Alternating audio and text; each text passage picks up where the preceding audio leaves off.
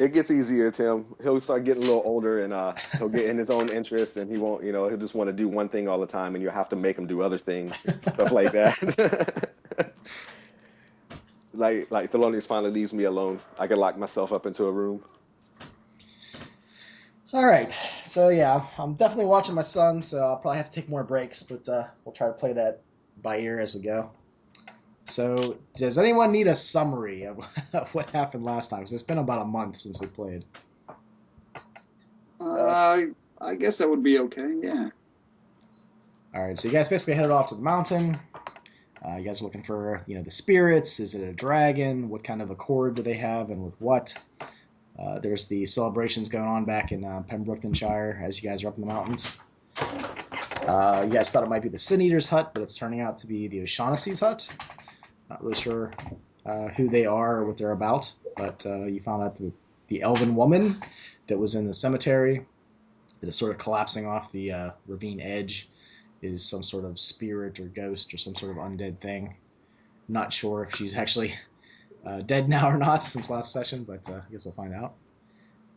You guys saw a path that you were traveling along, had 5 feet of dead vegetation to either side. There was snow-capped mountains off in the distance, blah, blah, blah. You guys sort of tested out some stuff. There was some blood that pulled out of Ramelzy's spellbook. It was some sort of incantation for a demon, it sounded like. And Bo used that blood and splashed on the tree, and the tree took life, sort of, but the flowers of the tree smelled like sulfur, and it has red leaves. The blossoms are white. So there was that. So Ramelzy has Keiko Demon Spell inscribed in dried blood in his spellbook now. Let's see here. Bo also rubbed blood on his spear, which proved beneficial later because that was the only thing that affected the spirit of a woman, the elven woman. So it was obviously some sort of way to make his weapon quasi-magical or magical. He's not, that's what he did. You guys saw the smoke and steam off in the distance, where you guys are heading to the residence.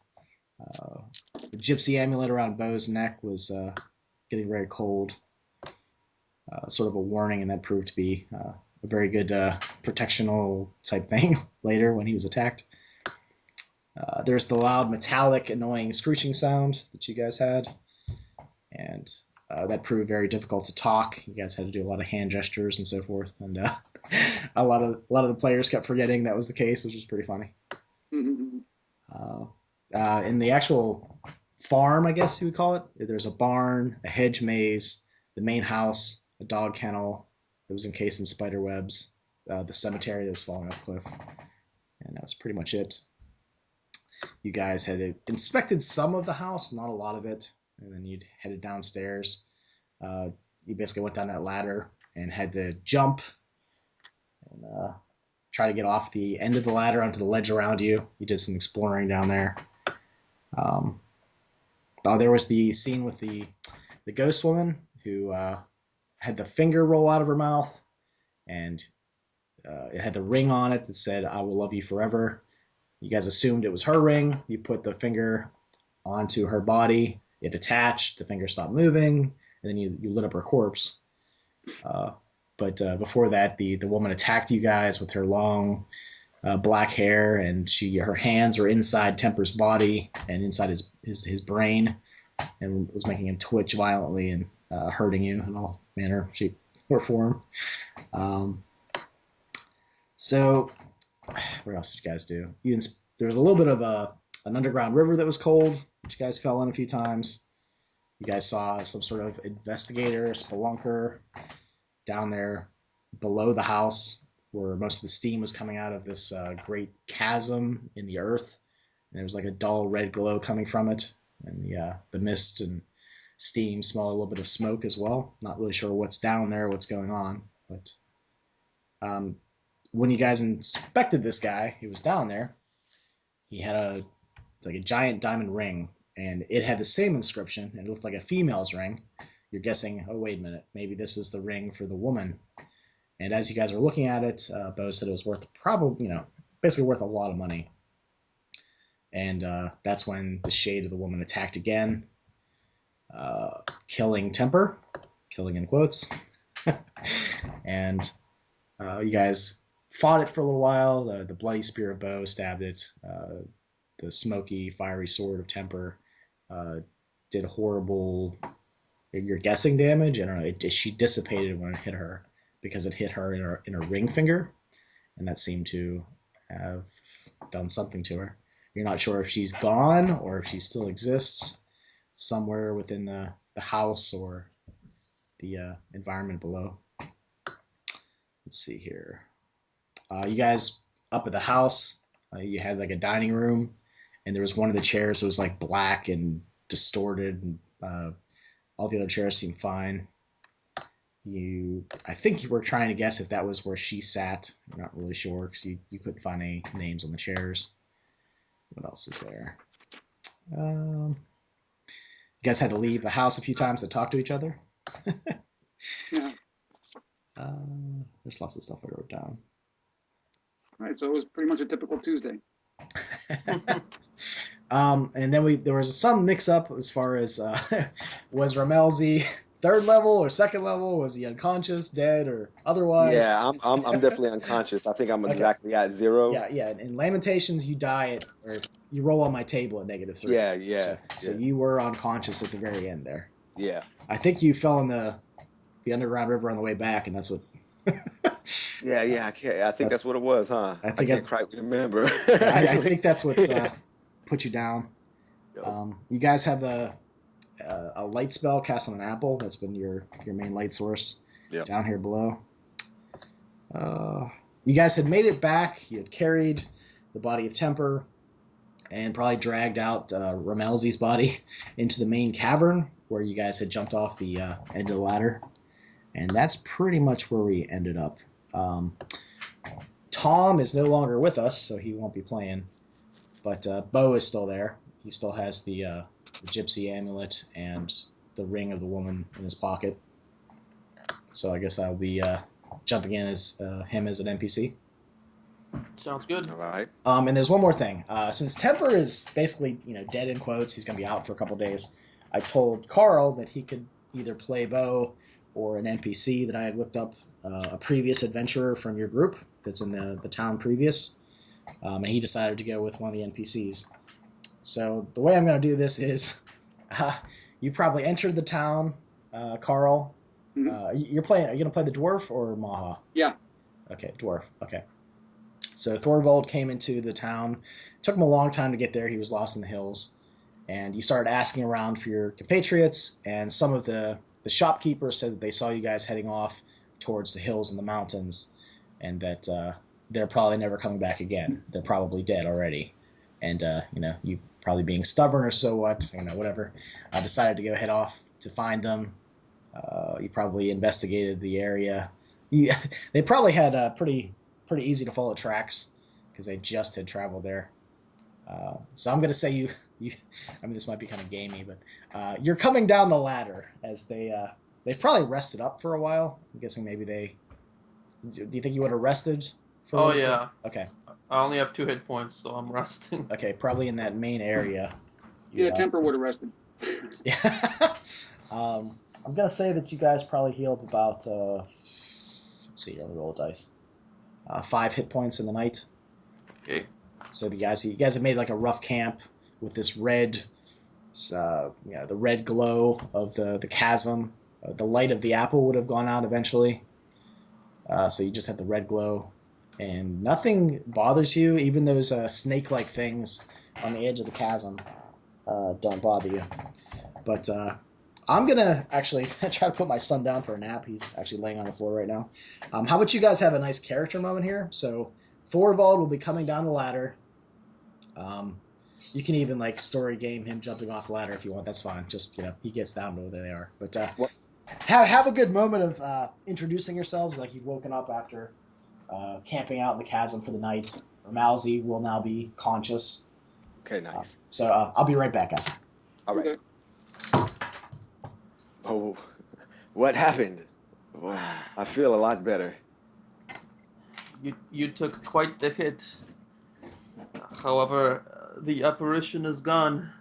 It does Nice. appear. It does appear that we have lost our friend. And I'll put a hand over Temperance's chest, and I'll say, "I do not feel a beat." Sad. Uh, Makes me wonder what if it was even worth coming down here, losing a great friend like this, that a very interesting person. Uh, yes, Saddens me greatly. I'll tilt my head a bit as if given the appearance that perhaps I'm hearing something.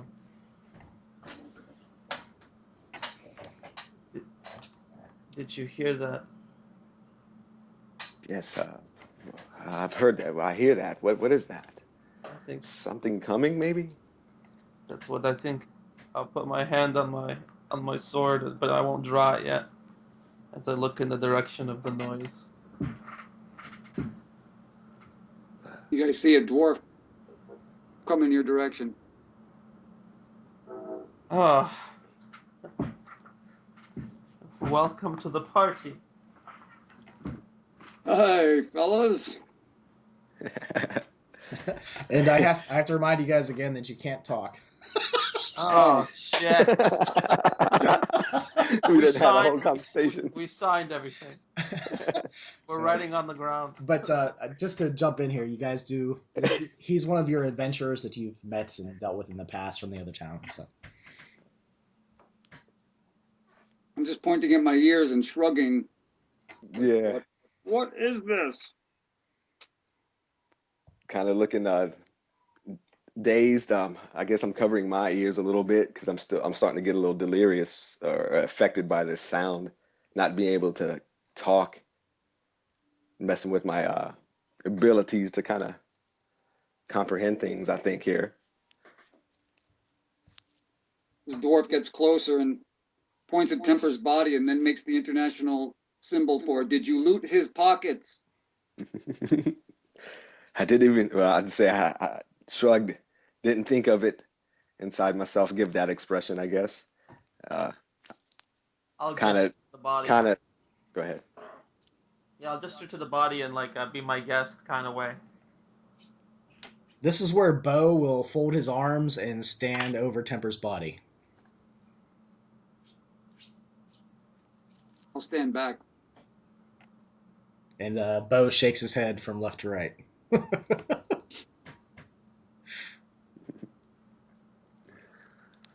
I'll try to say, let's drag him out of here. Bo will throw him over his shoulders, Cool. and he looks from where he's standing to the ladder and looks a little nervous. Well, I take the 30-foot rope out of my pack. That is not actually on my equipment list now that I look at it. You'd probably make this see that simple. we have rope. Yeah, all signing. I'm like, rope, tie, pull, pulley. Yeah, I kind of getting my senses back. If I unhooked the rope that we tied together before, I would have a 30-foot rope here I could pass you. I kind of get my senses back, and I go to my belt area or whatever and unlatch my rope and hand it to you. I give you the thumbs up. You guys will see me tie it around my waist, whatever sort of leather belt or strap I have for my sword. And I'll with my fingers, I'll make that little walking symbol, and I'll point up the ladder. Like I'm going to go up the ladder with the rope, and I'll secure it. Bo will tie the end of the rope to Temper's body. He'll go over his shoulders, around his waist, and under his crotch, and just tie a knot. And I'll roll a dice.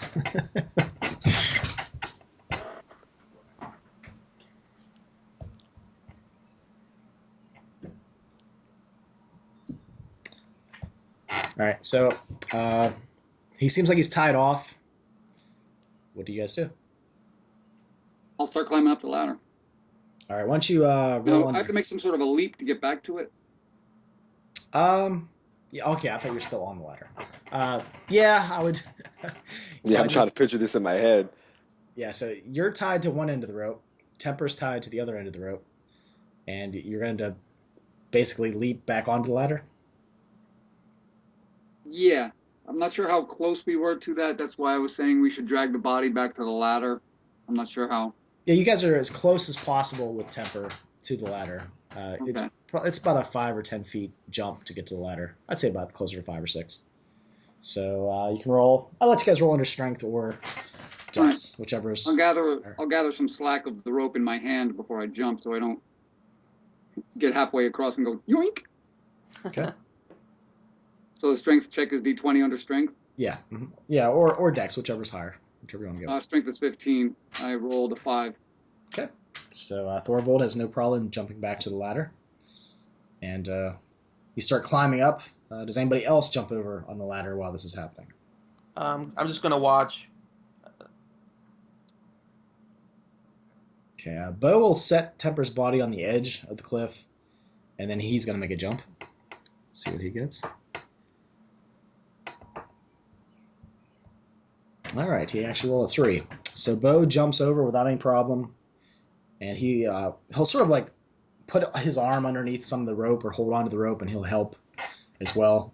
So with the both of you, well, you can roll a d20, see what you get. See if you roll really bad. You guys shouldn't have a problem. Who's rolling? If you're pulling up, then it would be you, Carl. Oh, okay. Gotcha. Should I make gesture to Rehan? Should we help? I use like some hands to hold the body, I guess, to gesture of holding the body and pushing up as maybe the rest of the party pulls. I'll nod towards you, and Okay. Point to you, and then point to myself, and kind of shrug, and like, who wants to do the jump? Okay. Are we trying to get the body up first, or are we all making the jump? Well, right now, Bo and Thorvald are pulling up on the rope. The rope probably has no more slack left in it. It sounds like you guys have lifted up the body of Temper a little bit to make it a little bit easier. And basically what's going to happen now, you'll just see Temper's body swing out over the chasm, and they just start climbing up the ladder, and his body is coming up behind them. Okay.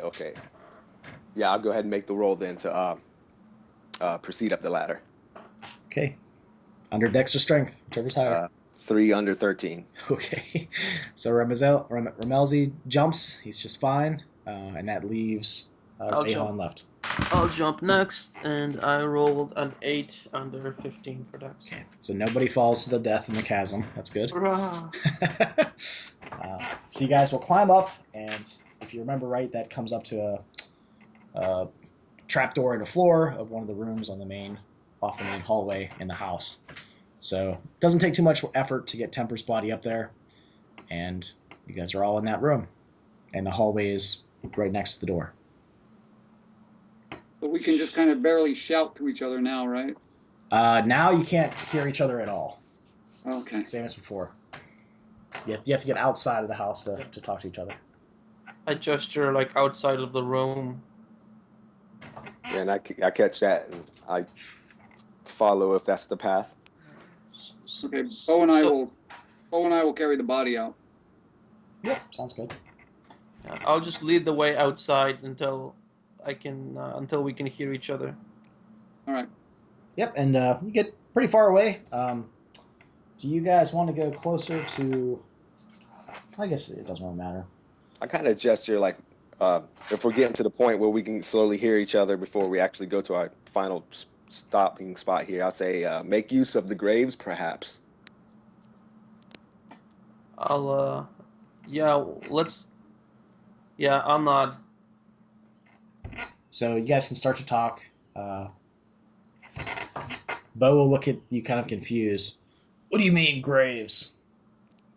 Our friend here, he is dead, is he not? Oh, I see. Yeah. But I don't know if I want to have him buried in a place like this. Well, maybe if we just bury him with a sword and such, then he'll go off to his afterlife. Is that how that works for him? Have you talked about his gods? I believe I heard him once say that he wants to be placed in a ship and pushed off to sea. And I'll shrug. Well, maybe we can just chuck him in one of those holes over there till we're done here, and we'll drag him back.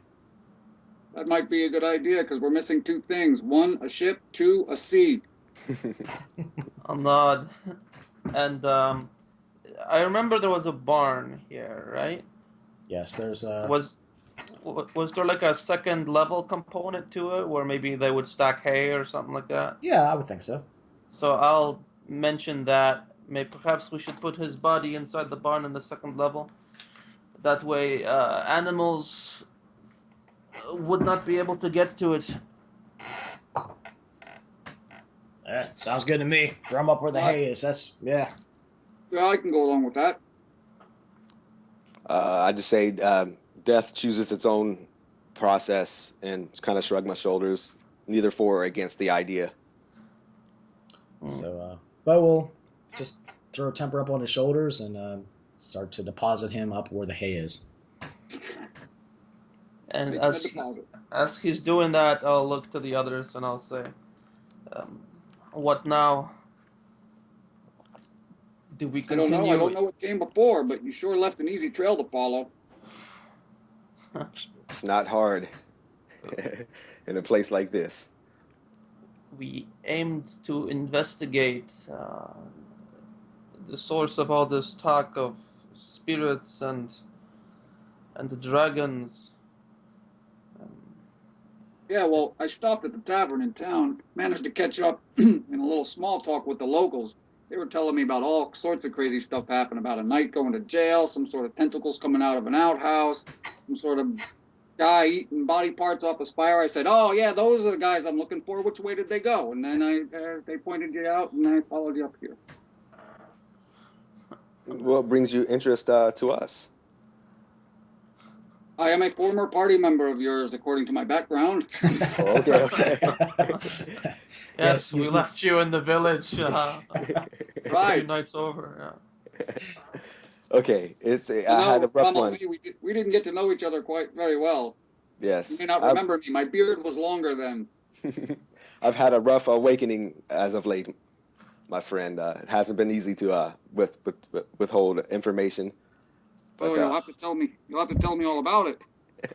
Bo crawls down from the top of the barn, and he throws over Temper's sword, point down in front of Rayhan. It sticks in the ground. It's a what do you call it? Two-handed sword, great two-handed sword. sword. Yeah. I'll look at it, realizing how difficult it was for me to wield, and I'll size up the new party member to see if he looks muscular, what kind of weapon he's holding. It's a good question, actually. Let me check. At least I ain't the only one coming incomplete. I've got a spear. It's across my back. It's in 2 parts. You notice there's some sort of a metal connector in the middle, so the spear would actually breaks into 2 parts, and then you can hook it together to make a full-size spear. Short bow, and a little sort of a buckler shield, and a quiver of 20 arrows. Otherwise, I look like a pretty typical dwarf, kind of stout, blondish, reddish hair. And my beard's a lot shorter than you remember. It used to be these long braids. Now it's just sort of this scruffily Santa Claus beard. Yeah, hey, Rayhan, you should probably use that. You did pretty good with that woman the last time you used it. It's doing him no good up there. That is true, but when I talked to the woman, I was running on adrenaline, and I'll lift up the sword, and it will look very clumsy, even though I'm holding it with both hands. So I'm keeping the point of it up, facing the roof of this place, and when I try to angle it, kind of point it to let's say I'm pointing it at Ramalzi, it kind of starts to dip downwards because it just weighs so much. I'll say I can carry it if no one else wishes to use it. But this is not a weapon I will hold drawn in my hands, ready for battle, lest my muscles give. Well, if you see her again, you better sling it. I'll nod. So, do we continue our journey in discovering what it is that these hills have? Or do we Well, you take know this me. I'm as a up for sign? adventure. I'll nod. Yes, the mystery pulls me strongly. I hold up the diamond ring that says "I will love you forever" on the inside of it. Well, we've done pretty good so far. There might be more here.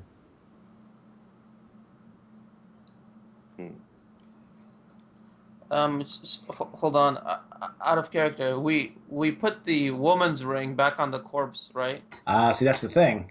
You put a ring, which is a golden band, back on the finger that came with it, back onto the woman's corpse before you burned it. Except it had no gem on it. The one that you guys found in the man's possession, that spelunker, explorer-looking guy, looked more like a woman's ring. It has like a 5,000 gold diamond on top of it, and it says it looks like it's a matching band with the same words inscribed on the inside. Okay, so we found the woman's ring on the dude that we found down below. Yes. I'll look at the ring, and I'll say, perhaps it would not be a good idea to keep that. Seeing how we found it on a corpse and then got attacked not too long after. I got no worries. She couldn't seem to hurt me. And I'll pull out that gypsy amulet, kind of tap my chest. Still, I would like to see what would happen if we put that particular ring on the body of that O'Shea elf. You mean the one we burned? If there is anything left behind on that body, we should put the ring with the ashes if need be. Sounds like a good idea.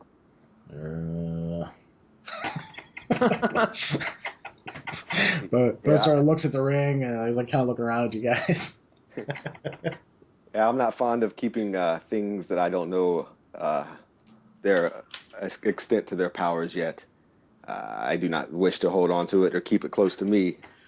You'll see him sort of like stomp off over to the cemetery, and he throws the ring angrily into the ashes where you guys burned the O'Shaughnessy woman, and he comes back and he doesn't say anything. I'll give him a nod. He doesn't seem to respond.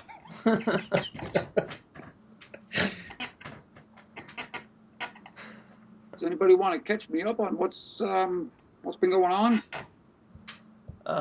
Yes. We got attacked by an apparition after we were investigating this particular building over there. That sound, we wanted to follow it to its source. I have this book here, and I'll like gesture to it. I guess it would be in my bag, so I'd pull it out. That has a story about a dragon living in the hills, about people being sacrificed to it, and we figured with this ceremony, with this death festival happening in the village, with everyone praying to these spirits, with the sacrifice that is about to occur down there, we want some answers. As you guys are talking, you start to hear voices coming up the trail that you guys came from, and it seems like there's probably about 10 or 15 people talking. And you can barely start to hear things like, "Oh, the games are amazing this year. Did you see the way his head was torn right off his shoulders? That was amazing. Blood everywhere. Oh, yes, I lost 20 gold on that one."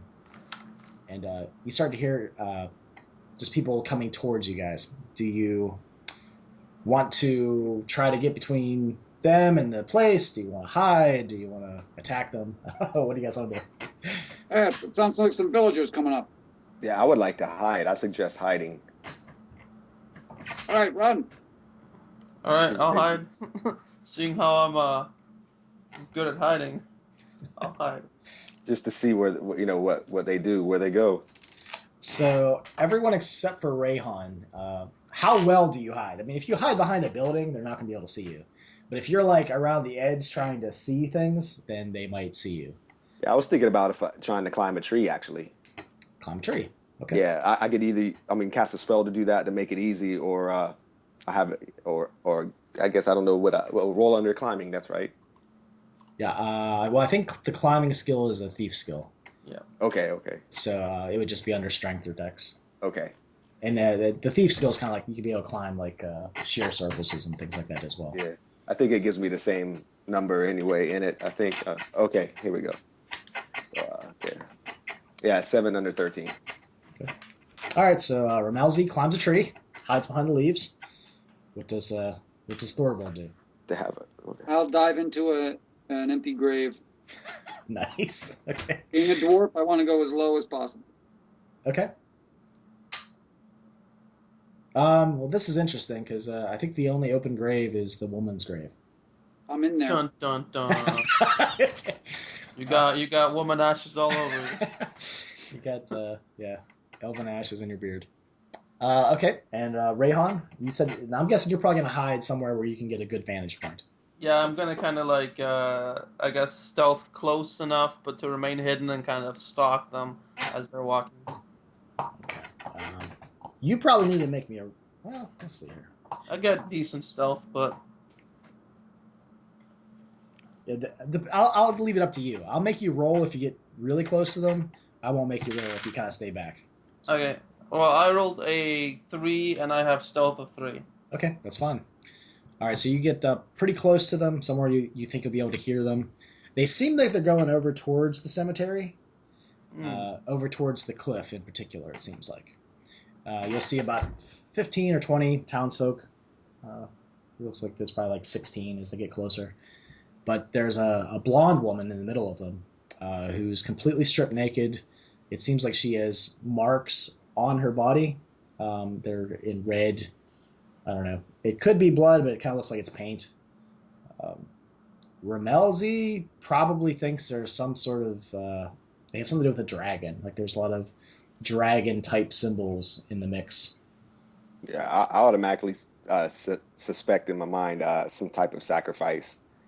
So immediately. The group kind of goes over, and they get pretty close to Thorvald, who's hiding in the in the grave. Thorvald, do you want to try to like cover yourself with the ashes? Do you want to try to like put some dirt down on top of you? Like, what do you do when you start to hear them getting closer?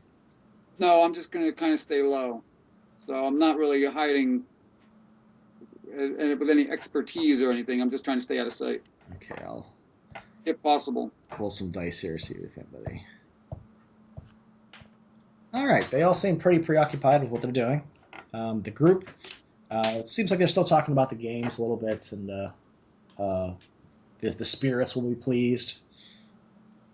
And they go over to the cliff, and they start to bind the woman hand and foot, and that takes a little bit of time.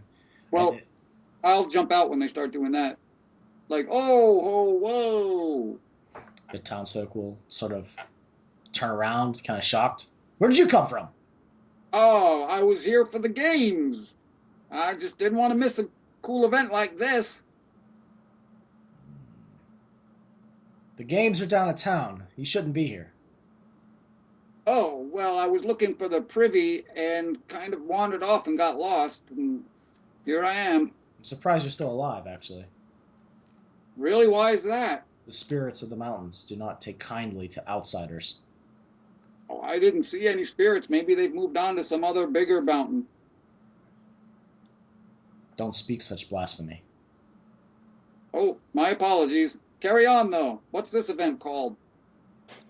This is the end of the games. Oh, I see. To keep the accord. All right. Now, you should head back to town or elsewhere. Right. Well, Lower her down. That's enough of this. So they'll start to lower the woman down off the edge of the cliff. They're lowering her down? Oh, okay. Yeah, they tied her up, hand and foot, bound her like waist, and they seems like the end of the rope is tied to the rope that she's tied up with, and they are lowering her body over the cliff. That's a strange use for a perfectly good naked woman. Are you still speaking? Can't really help it. I'm a bit talkative when I'm nervous. Do you want to join her? How exactly do you mean? I mean, I prefer brunettes, but... Tarly, Sam, if this one doesn't start moving quickly, throw him over the cliff. Well, now let's not get hasty here, fellas.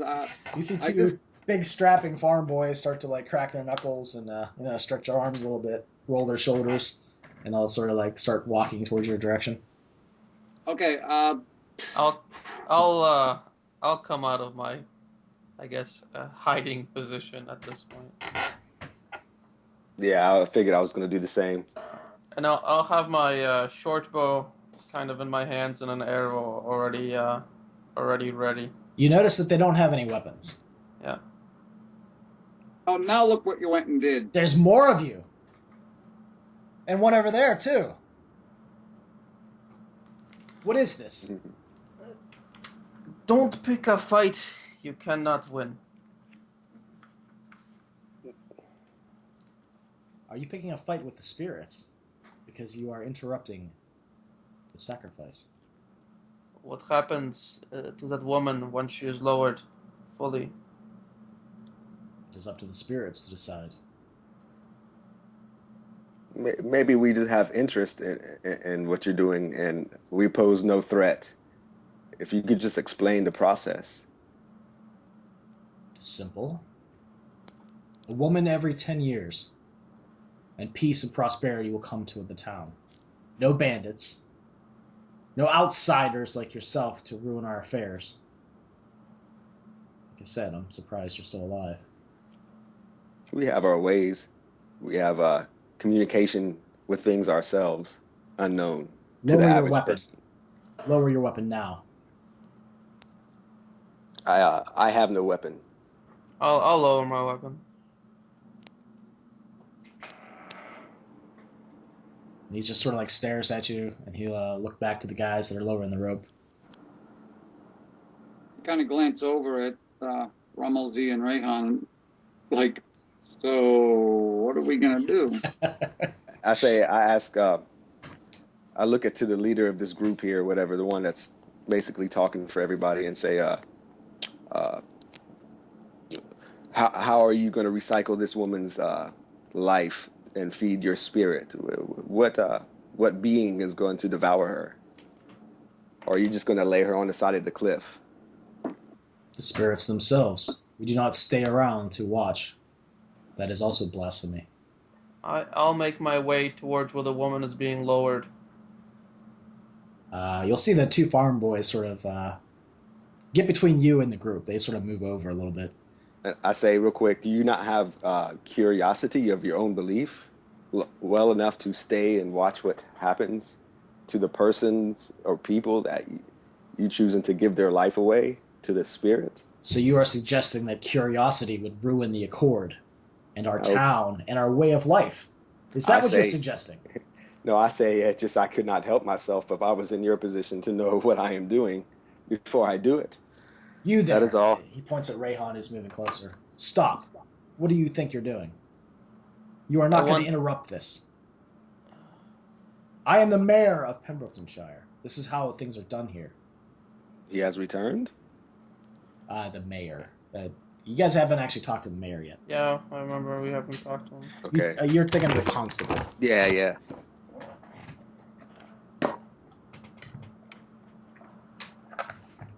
Well, if you can we at least stay until you're done with the ceremony itself?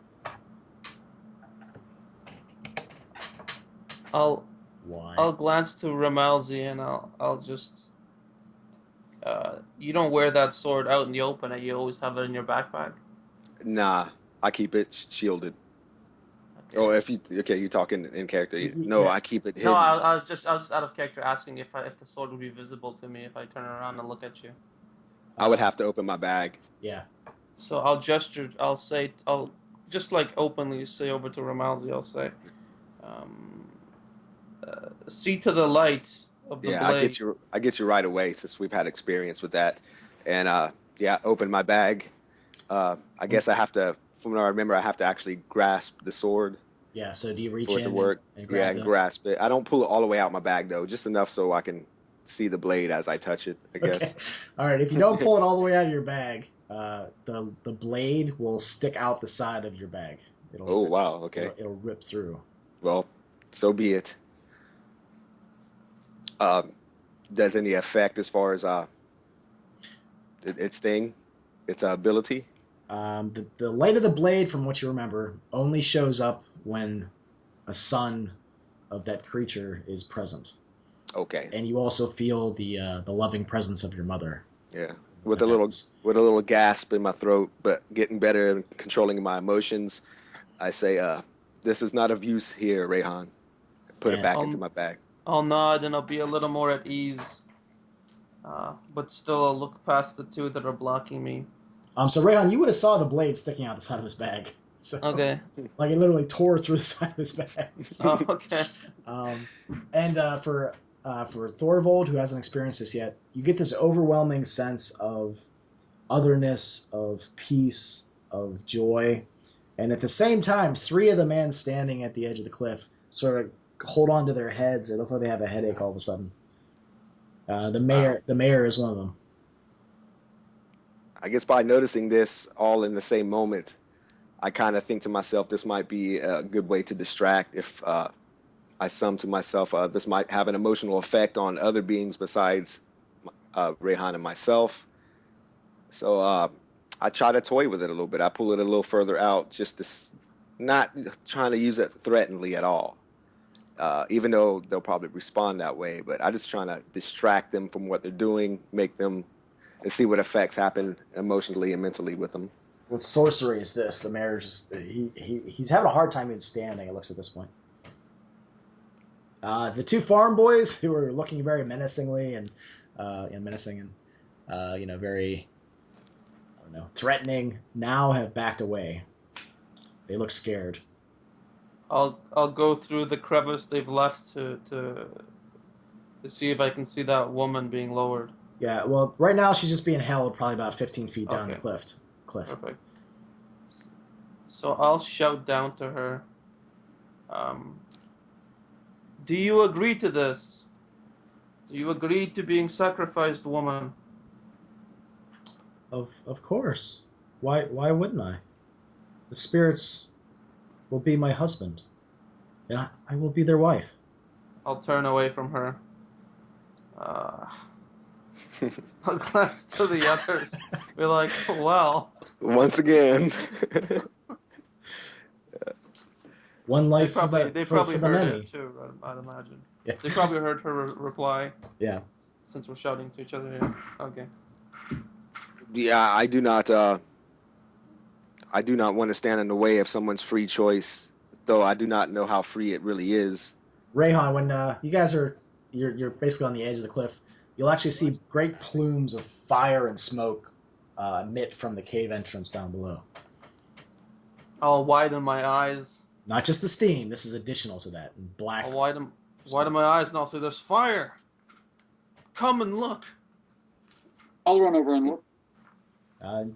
Just gouts of flame are just spouting out of the cave every so many minutes. Wow, look at that. The spirits are angry. Did they only get angry in the mouth of a cave? Does it not show itself any further than fire? You ask many questions for one who does not believe. It's hard to believe without much to see. I guess we're kind of shouting this a little bit. Loud fire. The spirits are angry. You interrupt our sacrifice. Leave. Take your sorcery, unholy weapons with you. Yeah, fellas, I think we should leave these boys to their job. I try to wink at them as I say that. Come on, let's go. Let's go into the barn and get our stuff. I'll look down towards the fire and I'll glance towards.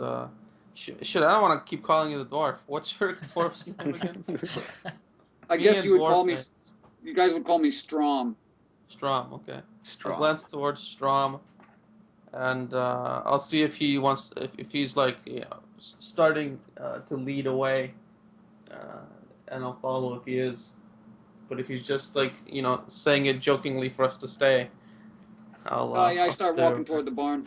Yeah, so I'll back up. Yeah, I'm backing up slowly, but keeping an eye out on things. But yeah, I'll back up that way, then turn around and follow. Yeah.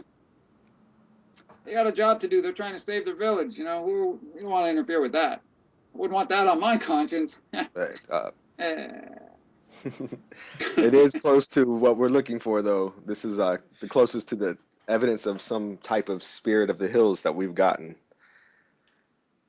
My curiosity leads me most of the time. I'm lucky to be with a thinking party here. So do you guys all head out to the barn then? Yeah. All right. The men look ill at ease. You notice the further away you get, the more himself, the mayor, looks, and two of the other men in the group. And they continue to lower the woman down. It doesn't take them too much longer. They look like they're making some gestures, perhaps, or saying some words, but you're too far away to hear. And then they'll sort of stand there and look around a little bit, and then they make their way over to the barn. So while you guys are at the barn, what are you talking about? Hey, they said they're going to lower her down and leave. Why don't we let them lower her down and leave, and then we'll go back and get the girl? That's a good idea. That's a good idea. Yeah, I agree.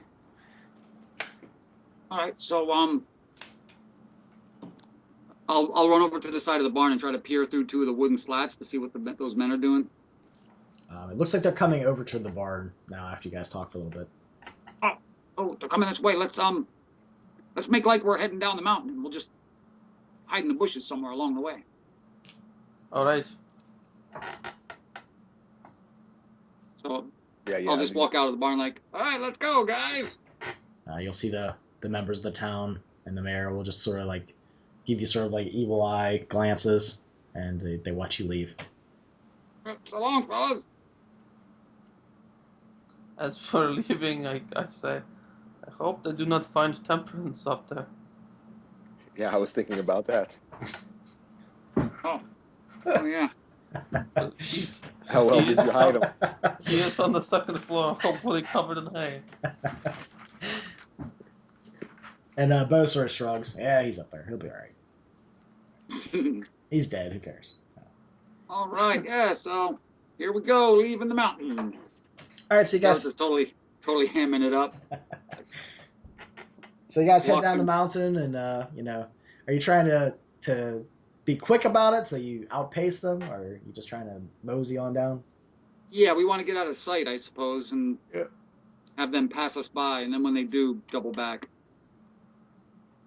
All right, it's not too hard. I mean, we could visit the witch's house, I suggest to the party.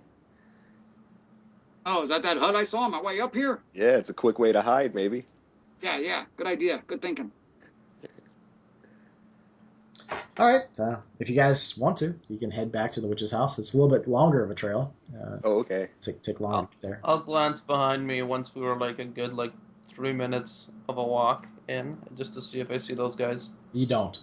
Okay, I'll say out of sight. All right, now's our chance. So you guys duck in some bushes and hurl yourself down. Yeah, maybe we don't have to go all the way to the witch's house. I'll break a couple of branches off and stuff them in my shirt. Okay, it's probably about 5 more minutes. You'll see them coming down the trail of dead vegetation. Think like a bush. Think like a bush. You'll hear the mayor talking as he passes you guys. We must keep an eye on them. They'll be back in town if they don't die up here. They need close scrutiny. Is that understood? Oh, sure, Mayor, sure. I don't want what happened with the last group to happen to this one. Is that clear? And then they head down the trail. You guys heard that, right? Yeah. Sounds like the mayor knows more than he's willing to tell us. Well, let's get back up there and see if we can save that girl. All right. Once those guys are out of earshot, run it back up the hill. I'm right behind him. Yep, following up. All right, as you guys head through the farm, past the hedge maze, past the barn, and so forth, get past the cemetery, look over the edge of the cliff to the ravine, you will actually see 4 dwarves picking up the woman and carrying her into the cave. Okay. I don't speak Dwarven, but I'll glance at our dwarf. I'll yell down to them in Dwarven. Hail, brothers! And they stop dead in their tracks. They look up like startled and shocked, and then they run into the cave. Ah! Wonder if they're servants of the spirit or something. Starting to unfold in an interesting way. A little bit more believable way, I say.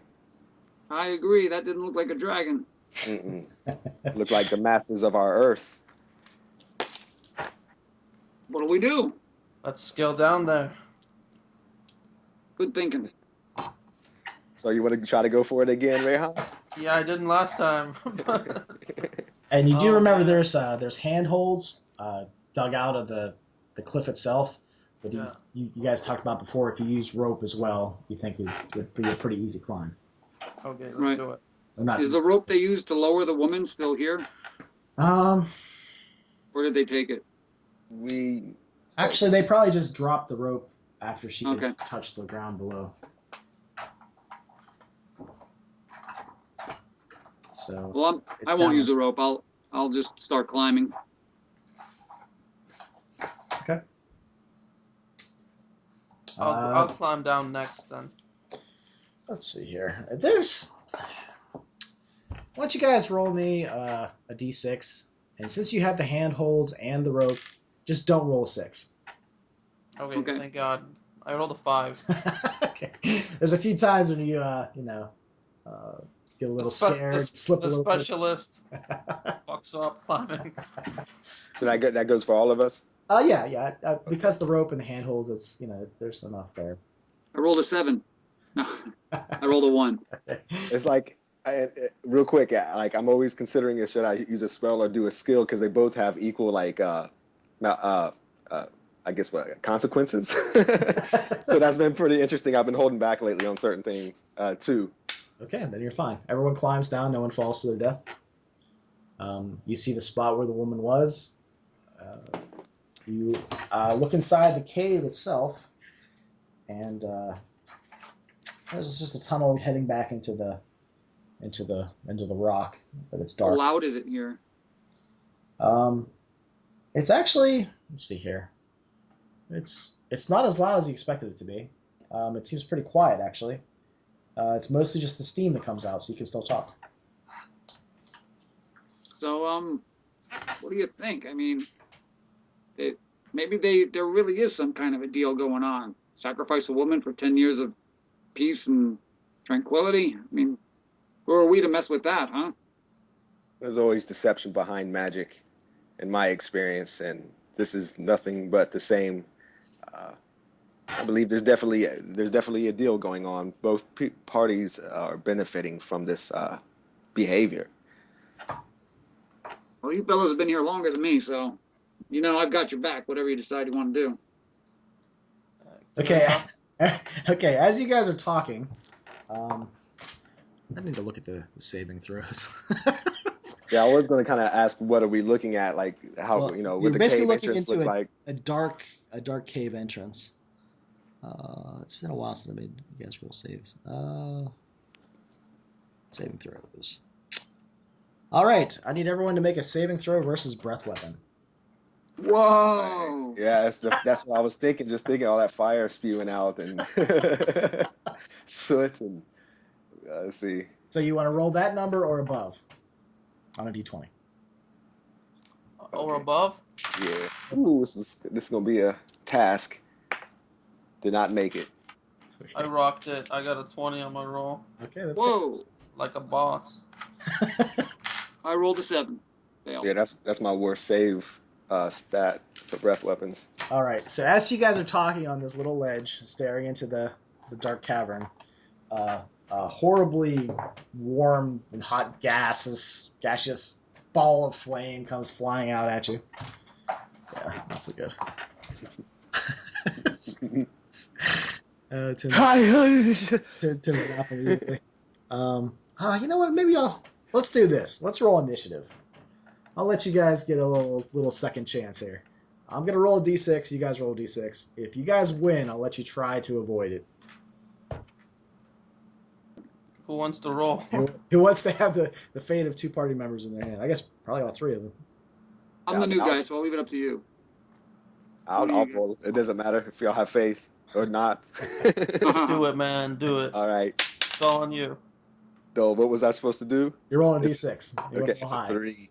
It's a 3. Okay. Yeah. I actually rolled a 2. So, Nice. So yeah. Is there any last minute thing you think you want to try to do to avoid this flame coming out? Like something quick. Something. All right. I don't know. Shoot. I'll Press jump against the off side of the cave entrance. The side? Like if this is a wide opening that encompasses the entire area we're standing on, then you can't really move to the side of the entrance. Yeah, but it's sort of a small ledge. You could probably I guess you could probably stand to the side of the cave entrance. I'm just gonna that or just drop down. Yeah, that's what I was thinking. Flat. That hopefully that heat and fire escaping kind of goes more in the upward direction from the hole into the open air. Okay. That's what I'm thinking. You guys already ordered. Oh, sorry, go ahead. I'm gonna jump off the edge and then and grab the ledge and dangle. Okay. Nice. You guys already failed your saving throw, so I can't undo that. I'll lessen the damage that's coming at you guys. So. Ooh. Okay, Thorvald, you have 9 coming at you, and Ramalzi, you have 6 coming at you. Ooh, -1. Okay. So I go to -1 too. All right, so Jesus Christ! I grab your arm. So Ramalzi, you just threw yourself flat on the ground, right? Yeah. Okay. So, I got that sunburnt back. Okay, so you're unconscious there. Thorvald, you are holding on to the edge of the cliff, were you not? Yeah, I jumped off the edge and dangled. Great. All right, so Rayhan, you throw yourself on the ground and reach your hands over to grab the unconscious Thorvald. Is that what you're trying to do? Yes. Okay. All right, I'll let you roll under a strength or dex to try to keep him from. Under dex for sure, because my I rolled 19. That's not good. All right, so you reach your hands out, you land roughly on the edge of the cliff, and Thorvald, your one of your favorite traveling companions from way back, falls horribly, and his mangled body breaks into pieces on the ground below. So I've gone from a non-player character to a non-present character. So what happened? I just failed to catch him, right? That's it? Yeah. He's unconscious. He was holding on to the edge of the cliff. You try to save him. You maybe brushed his finger as he was falling to his very splatty, broken end. So I'll be reaching out into the falling scene of him going down, and I'll go, no. Get a plus 10 bonus to your next roll. No, all right. So yes, Thorvald proved to not be bouncy, as we talked about dwarves in the past. He splats below on the rocks and broken gravestones from the cemetery. I'm not even alive enough to like go. Oh no! You're unconscious, and Rayhan is sitting there with an unconscious magic user laying on his face. I'll drag him away from. If I can identify how much of an arc the flame took, I want to put him in a safer zone. Okay, you can probably slide him to the edge of the edge of the ledge, like not right in front of the cave entrance. But you'll hear some chuckling in from inside the cave. Did you see that fucker? Burned them right up. Did we get them all? Yeah, it looks like we got them all. Yeah, fuck those guys. Oh, hey, out of game, guys. I actually have to take that 5-10 minute break right now. Okay. Well, so, you're good close timing. dead, so. Yeah, I'll be right back. Okay. So Rayhan, it's a solo adventure now. I wanna. I'm gonna listen. I want to do just that. I want to listen to see if I hear footsteps or anything like that. Movement away. Who wants the girlie this time? You? You got her last time. Let's dice for it. You'll hear some. You'll hear some. How many sounds do I hear? You think you hear 4 voices? Probably those 4 dwarves that you saw from above.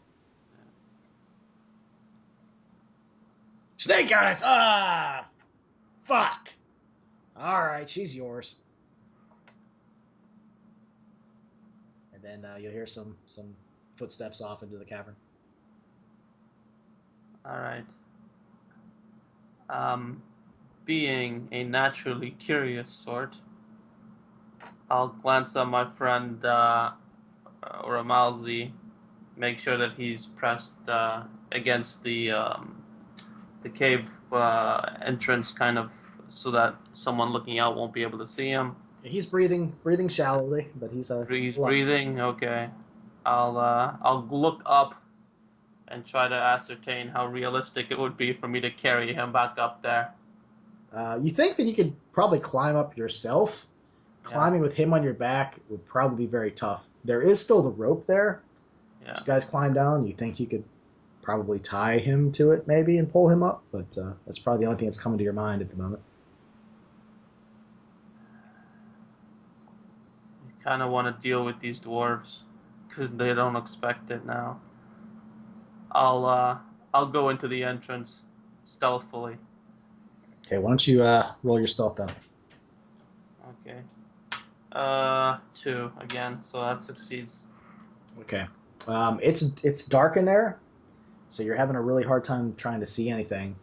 You do catch what looks like in the distance. It's really hard to tell, but you think you catch the glimmer of blonde hair at some point, but you don't hear anything. And it looks like, is that a pole maybe? It's hard to tell. So there's no fire or anything like that? No, not at the moment. You're trying to figure out what's going on. You're looking around. I'll make most of my attention will be near the entrance. I want to see if I can find the source of that flame. Okay. So you're sort of moving your hands around in the darkness by the entranceway there, and wait a minute, your hands kind of come up on something metallic. Seems like it's has like a hole on one end, like a cylinder. It shimmers a little bit from the light coming out. Can I make a tinkering check? Yeah, why don't you do that? See if I can disable whatever the hell this thing is. Sure. Shit. I rolled a 4, so that's no good. Okay, so you can't really figure out how to disable it, but when you're moving it and looking around it, you can tell that it swivels. Oh, yes. I'll swivel it away from the entrance. Okay.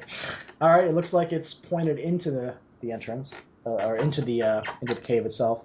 You want to try to give me another tinkering roll to see how to work it? I'm back. Okay, this time I rolled a 1, so I know how to work it. Okay. There seems like just to catch Carl up.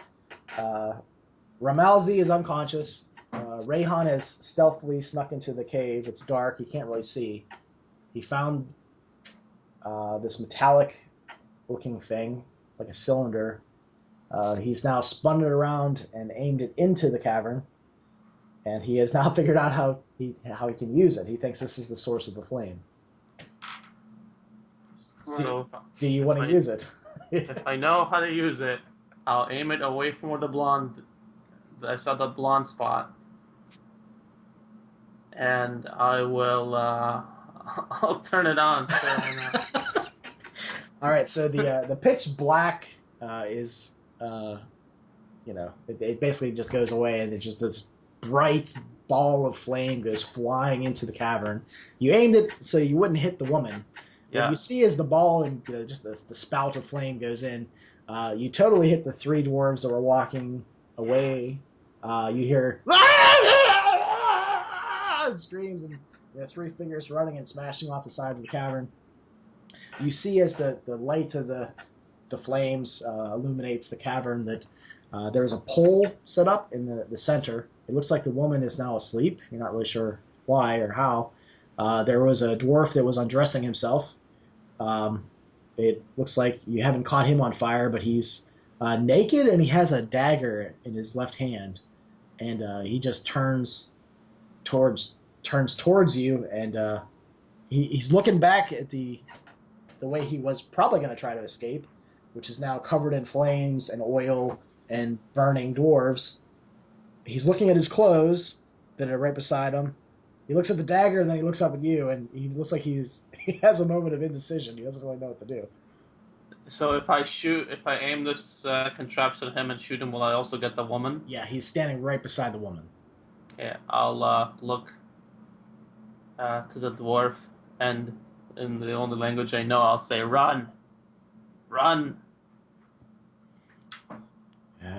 He holds the dagger up to the woman's throat.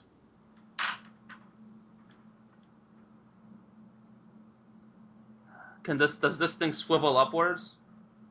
Oh, like yeah. At the ceiling? Yeah, okay. Yeah, is that what you want to try to do? I'll give a warning shot across his bow or something? I want to do like a warning shot to see if I can, fear of God in this guy. Okay, I'll actually make a roll. Fall along the top. Okay, I'll roll some dice here, see if he gets freaked out by that. Oh, he's pretty steadfast. We're at an impasse here. You cannot fire on the woman to kill me.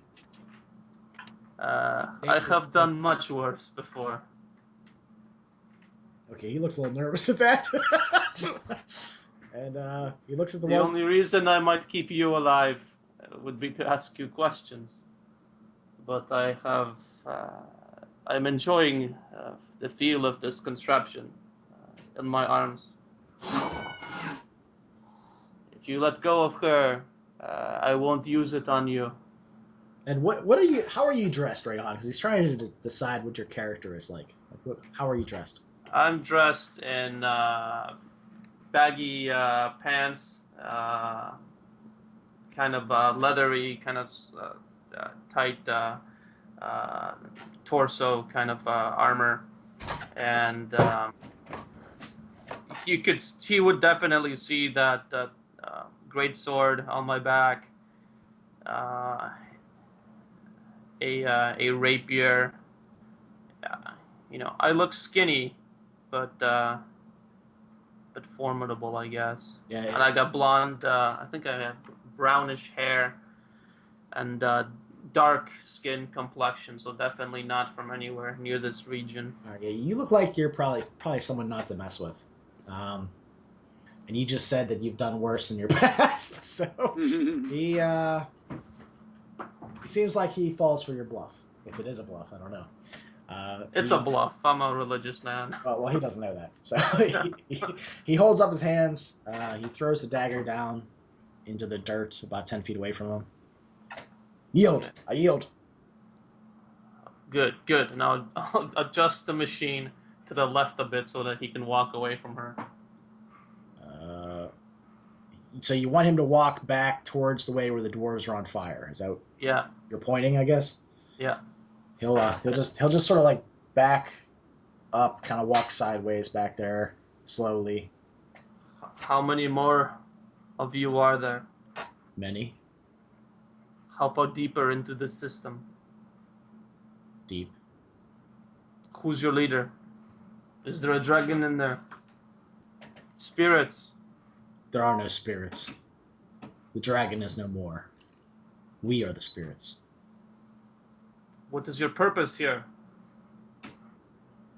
Surely it is not to get women. It is a safe and secure thing to live here. We keep the townsfolk safe. We keep the accord of the dragon that once was. And the threat of the dragon and the spirits keeps away outsiders. It is a good deal for us.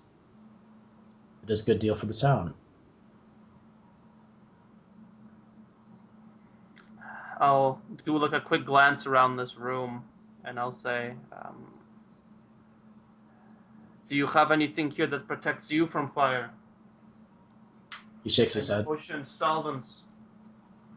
I'll nod. He shakes his head. Turn around. And get on your knees. So the naked dwarf will turn around and he gets down on his knees, and he's watching his 3 fellow dwarves burn to death. I want to stealthily get up behind him and clock him. In my head, I'm thinking if I take this guy back to town to confess of what's going on, things might turn out for the better. So I'm gonna... Try to just knock him unconscious, not kill him, I guess? I don't want to kill him, I want to knock him out, but I gotta get to him first. I don't know the distance between me and him, but I'm pretty decent at stealth. Alright, so why don't you roll me a stealth, because he has his back to you, he thinks you have your hand on the lever. Ugh, that fell. You still there, Jeremiah? He must be... Yeah, Okay. I'm here. I just had it muted. Okay, that's cool. Alright, I did it. I got a 3 again in stealth. All right, so he still thinks that you're at the lever. You come up. You have a sneak attack of like times 6. He said. So. Yeah, I maxed out sneak attack. Okay. Yeah, he's. I give him the Vulcan death grip. All right, you clock him in the back of the head. The naked dwarf falls on his stomach. Perfect. Do they have any rope in this chamber? They have the rope that the woman was tied to. Perfect. Tied up with and. Yeah. Oh yeah, I'll grab the woman if she's still asleep. And yeah. I'll grab that rope. She doesn't look like she was hit or anything. She just looks like she's asleep. Okay. If I pick her up, does she make a sound, or I want to ascertain whether it's like a supernatural sleep or whether it's drug-induced or something like that. If you pick her up, some black liquid will pour out of the side of her mouth. Okay, so they gave her something to drink. All right, I'll bring her to the mouth of the cave with the dwarf. Grab the rope, look back at the contraption. I want to disable it. Oh, okay. Like just ruin it, basically. Yeah. Okay. I guess that would be tinkering again. Okay. Also, another option might come to your mind. It's movable. Oh shit. Oh man, this would be so awesome. Once these guys are healed, everybody jumps on the machine and we just like have a roller coaster ride through this place. Well, I mean, you think you could, if you wanted to disable it, you could push it off the edge of the cliff. cliff. I know. I was thinking that too, but like just throw it off. Yeah, I'll push it off. It's up to you. Okay. No, I'll push it off. Yeah, you can bury me under it.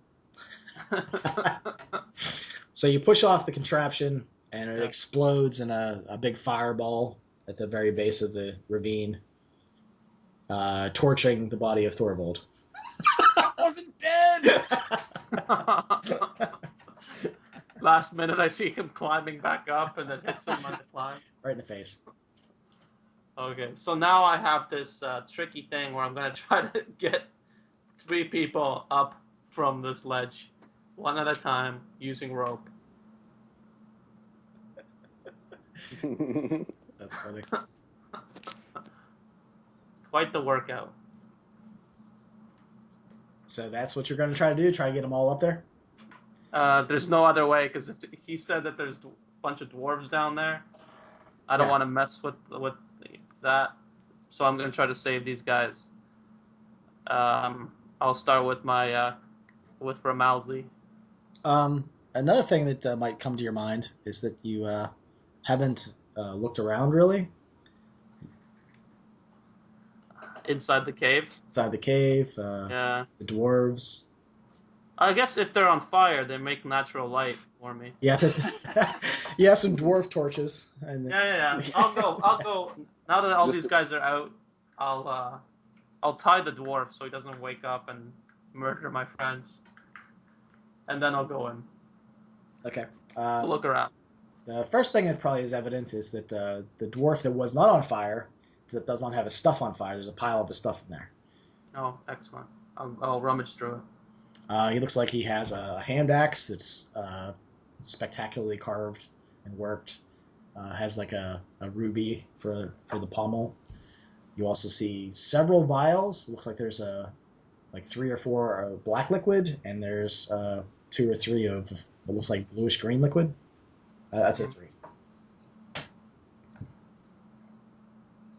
And the black ones smell like the breath of the woman. Ah. So 3 times black liquid. Yeah. And what other liquid did you say there was? I say 3. I can't remember. Okay, just 3 black liquid. 3 black liquid, and then there was we'll say 3 bluish green. Okay. You'll also find, I don't know, probably about 30 gold, maybe Nice. 10 silver, and rations and things like that. You'll find chainmail. It's dwarven make, looks like. Ooh. He actually took that off to give in to his proclivities or whatever. So. Okay, so I'm making a nice pile of loot at the foot of the cave. The burning dwarves, they look like they were also wearing chain. They probably also have wealth on them, but they're still smoldering away. I'll glance around the walls and the chamber just to see if there's any I guess secret doors or an easier way to the upper levels. There looks like there's only one way out, but as you walk to the back of the cavern, there is actually a skeleton of a dragon, half submerged into like mud, and it's been here for probably hundreds of years. Looks like. Oh my god! How big's the head? Probably about 3 times the size of you, 4 times. Is it possible to pull out like a rib bone? Rib bone would be pretty large. I think you could probably get some teeth. Yeah, I'll get some teeth, man. I'll use the back of the axe to break some teeth off. Okay, the teeth are probably about anywhere from 6 inches to probably about 3 feet long. Perfect. So I'll make sure there's enough teeth. 6 inches. Okay, so 6 inches. I'll grab one of the large ones and a bunch of small ones. Souvenirs for the team. And pack that out. Do these guys have backpacks too? These dwarves? The ones on fire don't anymore, but the other guy did. The other guy did, yeah. Okay, so I'll put all this extra loot inside that guy's backpack with the teeth and all that. How sharp are the teeth? They seem like they're pretty sharp. They might need filed a little bit if you want to use them as weapons or something, but if you ram them into someone's stomach, it'd probably pierce them. So. Perfect. Okay, so yeah, after I have all that awesome loot, I'm thinking in the stories that I know of, usually dragons have a hoard or treasure, but if these dwarves are living here, they probably siphoned it all off. I'll go stealthily into the cave as deep as I can with this light that these dwarven bodies are emanating.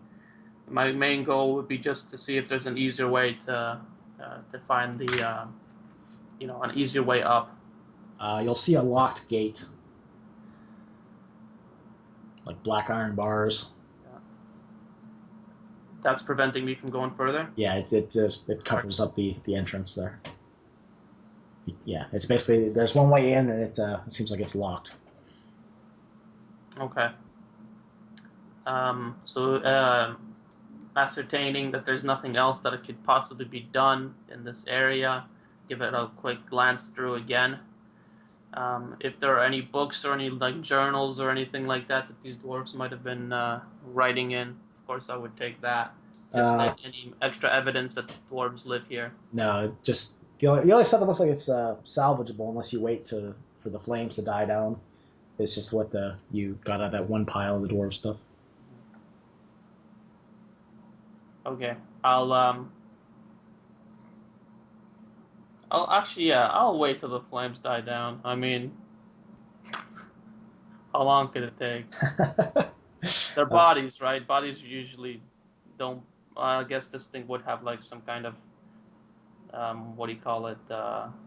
fuel and then fire, so it could actually take a while. I'll watch I'm speaking as if I have experience burning bodies in real life. I'll just watch the bodies just to see if I can like mentally picture how much longer it could possibly take. All right. Well, this is kind of awkward because we have one player and two guys are just listening in. I know. That's why I want to climb up there and be like, let's fast forward some time. I mean, I enjoy listening. I mean, I still feel like Yeah. I'm playing in a sense. It's still a story happening here. Well, if Rayhan did say that he was going to wait for a little while for the flames to die down. Let's see here. Rayhan, are you doing anything? I don't know. I don't want to say that. I'll go back after I'll slap Ramalzi in the face like, wake up, that kind of stuff. Ramalzi, you were what, -1? Is that right? Yeah. Okay. If he waits for a good while, you'll eventually get back up to 1. I'll look through Ramalzi's stuff as well just to see if he's got any like potions or anything like that. You mean like potions that are blue-green in color? Actually, now that you mention it, seeing how Ramalzi most likely doesn't have potions, I'll open up mine, knowing that the black liquid makes you go to sleep. I'll sniff the blue-green one. It smells minty, and there's actually a little whiff of mold to it. I'll, tip of my tongue, kind of give it a taste, and then like pour it into Ramalzi's mouth. All right, so if you take a taste of it, did you take any damage at all? I took. I'm at 7. I'm a half life. Okay, we'll say you get 1 hit point from the taste. Okay. So you feel a little bit better. I'll pull the rest into Ramalzi. Okay. Tilt his head back. And All just right. feed it. Ramalzi. Well, I'll let Zig roll us here. Why don't you roll a d8, Zig? I rolled a 5. All right, so you get 5 back. Yes. What happened? I'm down again, I see. You were hit by fire. Yeah, I feel really sore on my back. The problem, it has been dealt with. I see. Gesture to the dwarf. And to the smoke that's rising from the... Yeah, so you see this Down below. this dwarf with dwarf male parts just hanging out in the wind. You've been busy, my friend. Yes. Here, take one of these, and I'll give him one of the blue-green potions. There's 3 in total, you said, right? Yeah, so I guess there's... So now he has 1 and I have 1, just in case, I fall down a cliff and all the healing shit goes with me. He has 1 as well. Hey, Carl, you still there? Yes, I am. Okay, would you like to play your 3rd character? Yeah, actually, the thing I went to do about 20 minutes ago, I couldn't finish, so let me do that right now. It's going to take me about 5-6 minutes. Okay. And I'll be right back, and then we'll pick up from there. Okay, sounds good. So I'll tell Ramalzi, I'll look at him and I'll say, there were 4 dwarves. This one I took prisoner. The other 3 I slew using the contraption that created the flame to knock you out. Very wise. You handled things great. What of our friend, I always forget his name, it's been so long ago, Strom. Yeah, Strom. Yeah, that works. He, and I'll walk over to the side, to the ledge, and look down, and then look back at him without saying a word, indicating that he fell down. You see the giant flames burning below. Well, that's 2 dwarves in 1 week, is it not?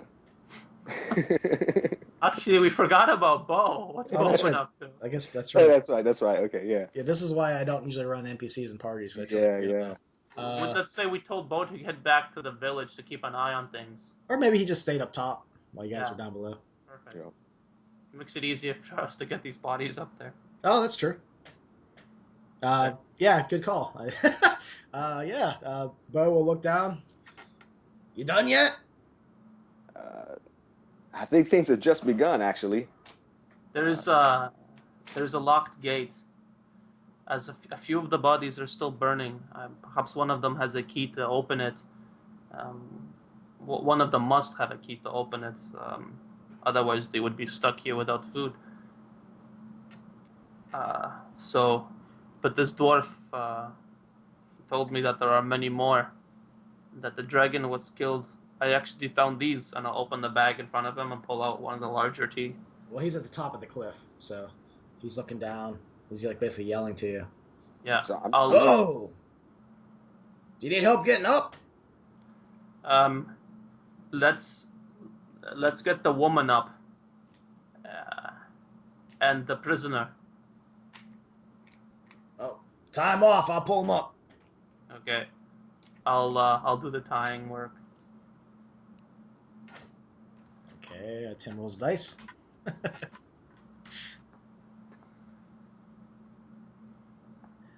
Okay, he starts to pull the woman up, and the knot doesn't come untied, and she will go over all the way up and over the edge. So she seems like she's up there now. Perfect. And the dwarven prisoner will be the second one. He throws the end of the rope back down. Tie that as well. Mm-hmm. The dice roll. Okay. He starts to pull up. It looks like the knot almost comes undone, about 75% of the way up, but it doesn't untie. It was pretty close. Okay, thank God. And he ends up pulling over the dwarf over the edge. I'll glance at Ramalzi and I'll say, you most likely have never seen a dragon before. Go inside, take a look. A little bit hesitant. I say, I'll wait for both of y'all to come back down here, maybe possibly search further, or do you think there's no more reason to be here? There's 2 bodies still in there burning. They have very good armor, as well as some coin. They won't be using it. Axes of fine quality. Looks like the light is starting to die down inside the cavern. So it looks like it's not much. Does not sound like much of my interest. I do not want to stumble into more trouble. Make my way back up, if possible, and then maybe is that dwarf dead, or is he sounded pretty damaged there earlier? The prisoner. I knocked him out. Okay, yeah, maybe we should question him some, and then maybe re-enter. Yes. Why don't you climb? I'll see if I can find a key on the bodies, and then I will join you. Okay. Yeah, I'll go ahead and try to do my climb thing here. Let me think here. Like I said, with the handholds, just roll a d6 and don't roll 6. That's all. Okay. 2. Good to go. You climb up without any problem. So, Rayhan, you enter back in, and it's getting dark. Looks like one of the bodies is still on fire, but it's enough light for you to see. It looks like the other 2 had similar hand axes. Mm-hmm. They're charred, but they're still usable. Okay. They both had there was 3 of them. So Mm-hmm. There's 3 suits of chain. You probably, if you collect them up, probably about 200 in gold, 50 in silver. And I'll collect whatever I can grab, and most of my attention will be to see if one of these 3 had a key on them. Okay. To open that cage. If not, I'm sure I can lockpick it, but I'm just. You do find a key. You also find more vials. It looks like only 2 of them are still usable. The rest have boiled out of the vial they were in, but they're both blue, green in color. Sweet. Haha. So you do have a key. You do have some more wealth. And real quick out of character. I'm sorry, Zig. I had read that last scene wrong, to where I thought we were all coming up. I wouldn't have left you down there by yourself. So I'll pass you the stuff. Be like, see if you can fit any of this into your backpack. Yeah, you probably got it like half of it up there. So I'm back. Okay. Okay, so let's climb up. All right.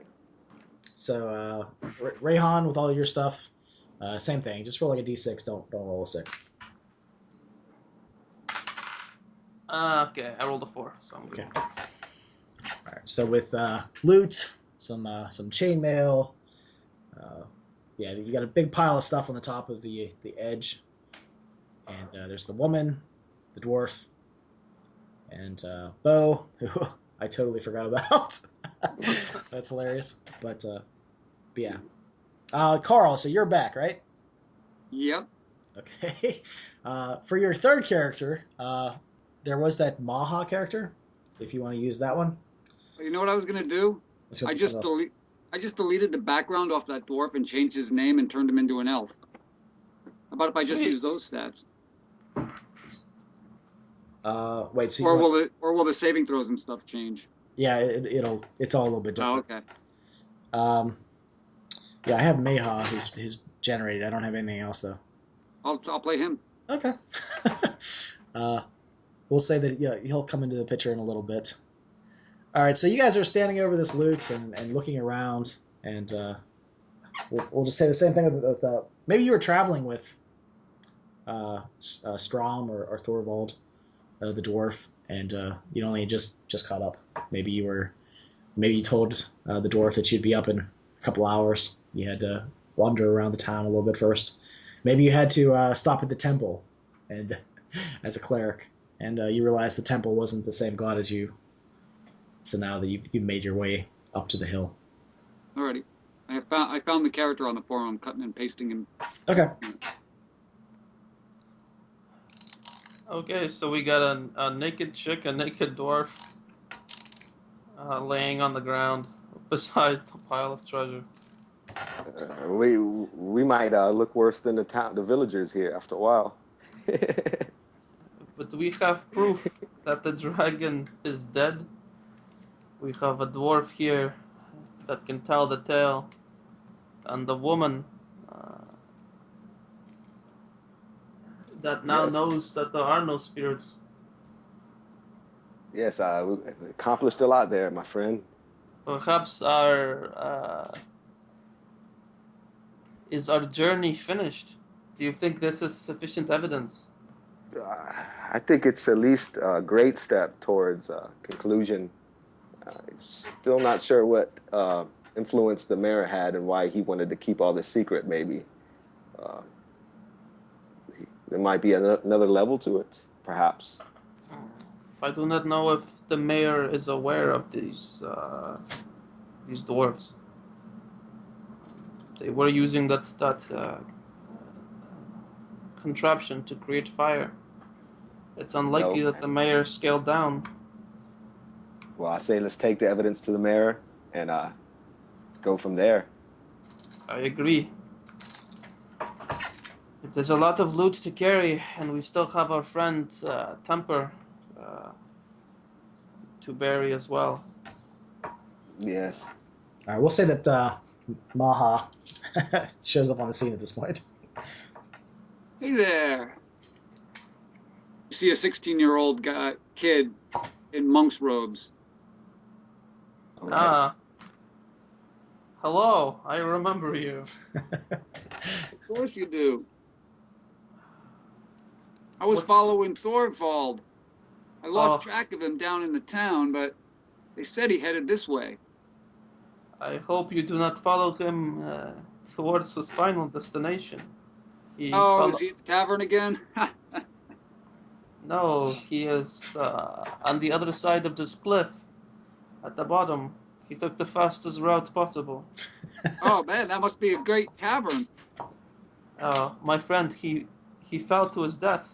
Oh, wow. That's too bad. It has been quite the perilous journey. What about Temper? Where is he? I believe that he is also dead. Yeah, his body's up in the hayloft over there in the barn. Not been the most successful journey here, but so we're the only ones left? We must make it worth it. Yes, we're the only ones left. I'm very glad that you have come, because you can give us a hand with all of this. Are you strong enough to... I'll look him over. To carry this bag here? Sure, yeah. Yeah, of course. I'll give him the bag with the dragon teeth and whatever armor we could stuff in there. Okay, it's clearly extremely laborious for me to carry something that heavy, but I will hoist it over my back and do my best. I'll kind of squint an eye, and I'll be like, if you get tired, let us know. Ha! Me? Tired? You know me better than that. Let's go! Let's go! Just ascertaining how much strength everybody has, is it possible to bring to go back for Temper's body and maybe have Bo carry it back to town? If you set up something like some sticks and lay his body on that, that wouldn't be a problem. So, yeah, that's what I'll do, just to avoid having to come back and go back and forth too much. Bo will actually start to hack off some of the wood from the side of the barn, and he'll get some rope and basically set up like a mock sled sort of thing with handholds. So I can't think of the name of that right now, what it's called, but yeah, he'll throw Temper's body on it, and he gestures and you can put some of that stuff on there too. I could probably drag that down the side of the hill. Yeah, throw extra gear on that we stole off the dwarves. Yeah. Or acquired. So perfect. So we're going back to town, is it? Yes. Let's go back to town and see the mayor. I'll follow. Yeah, Tim, if it's all right, we can just say for expedience, they can fill me in on the story on our way back to town. Okay. Yes. Yeah. I'll let them know everything, every detail. Down to the stew we ate and everything.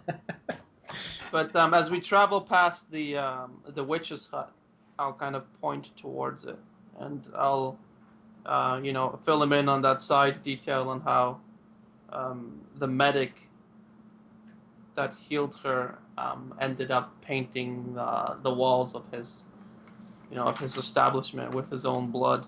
She'll actually be sitting out on the porch like she normally is, and she'll be watching you as you come down from the hill.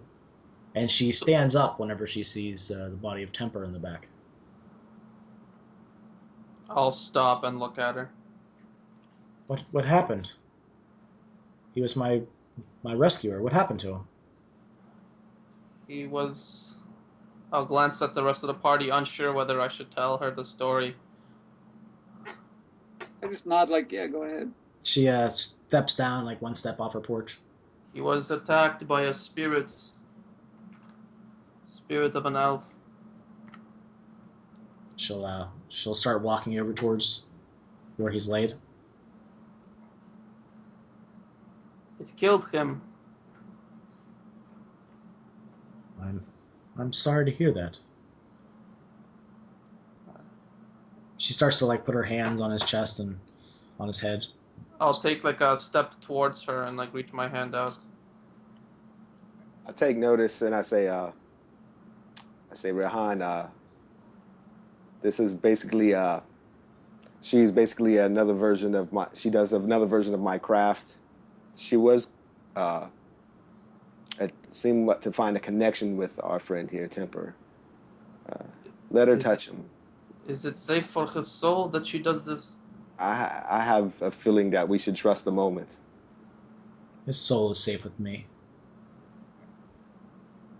Oh, widen my eyes. I had to say... Okay, go ahead.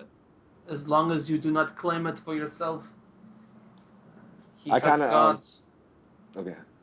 No, sorry. Now it's your turn. No, you was gonna say something good there, man. So I'm sorry. I just said that. I just said that. Don't take his soul. He's got gods he needs to go to.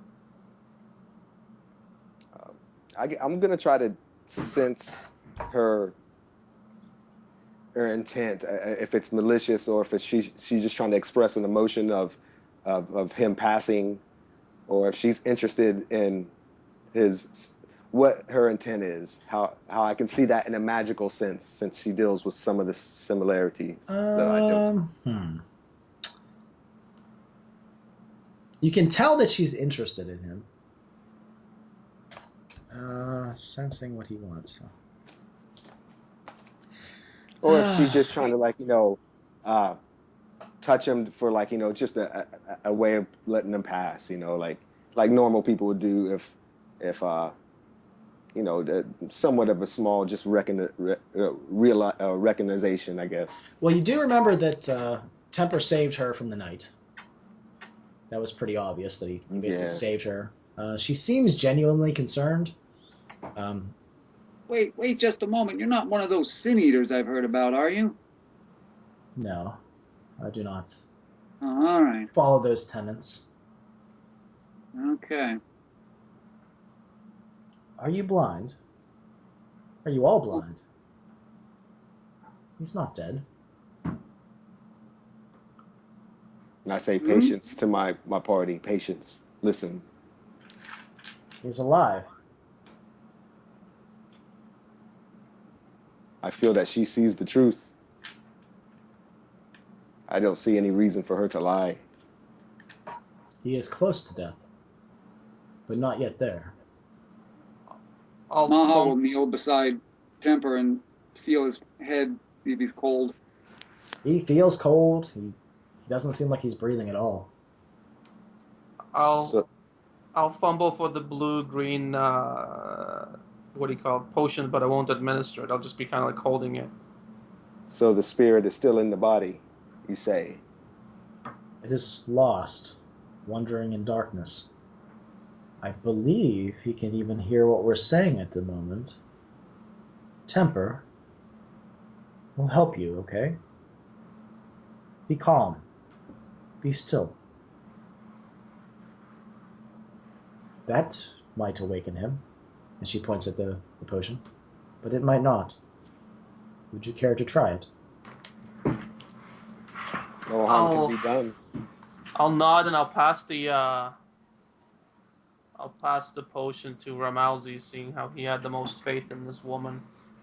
I don't want not negativity, but my doubt to creep in, so I'll pass the potion to him. I look to the witch. I ask her name. What is your name? Odregard is my last name. You will have to get to know me better if I give you my first. Okay. I ask you this. Is there a possible way he could communicate other than voice before we administer this potion? With your craft, I'm sure you're familiar with this. Well, he is not dead. I can speak to them. He is of the living. It is more difficult. But, yes, I believe there is a way, with your permission. Can you explain before we proceed? I will need to mix my blood with his. I'm sure there is enough there externally for you to use without damaging him any further. My blood must enter his bloodstream. That outweighs the chance of the potion. So I step back and said, no bother, and I open the potion ready to administer. All right, do you pour it in Temper's mouth? Yes. Okay, how about Temper? How about you, Carl? How about you roll a d8, see how much you get back? Alrighty. 5, magic number. Okay, so whatever your hit points were at, I guess you were at -3, right? So, be at, was that 2? You'll be at 2, but you feel better, but you yourself can't speak, but you can still hear everything. You can't open your eyes either. Seems like something else is going on there. I mumble to myself, kind of like, since I'm yet secure in all my decisions as especially in the magical realms of things, that I kind of mumble to myself, I hope I did the right thing. I hope I did the right thing. You'll start to see Temper breathing, and color returns to his skin.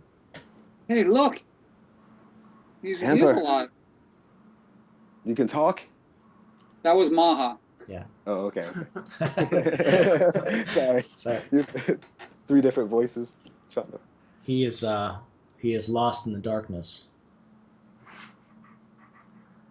How do we bring him back? If you leave him with me, I could probably do it.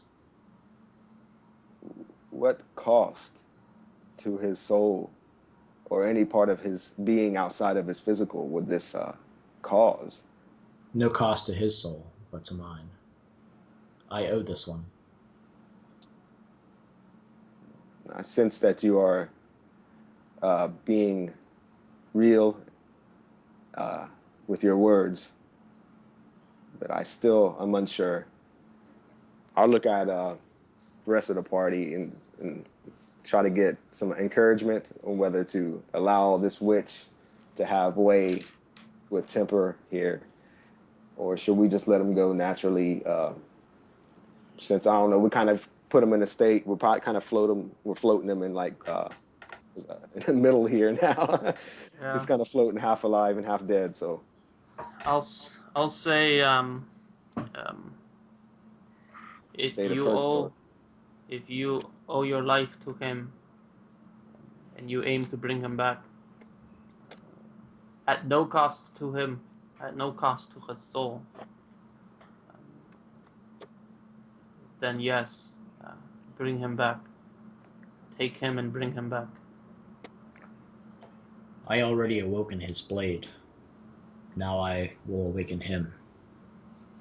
I'll unsling that sword that that Bo threw down to me, and I'll leave it with his body. When he wakes up, he should see that the blade is still with him. I said at no cost to him. But for me to do this, I would ask one thing. Can you use that blade to kill that knight?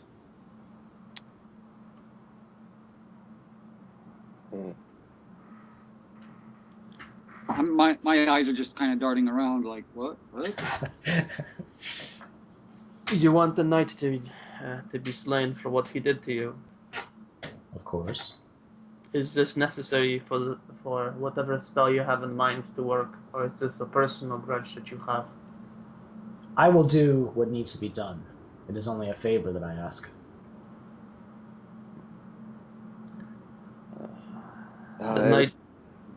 The knight is behind bars. He has no place to go.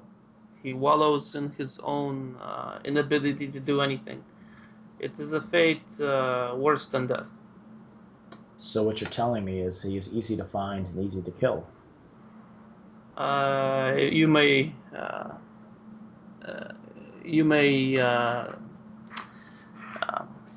I'll nod, being at a loss for words.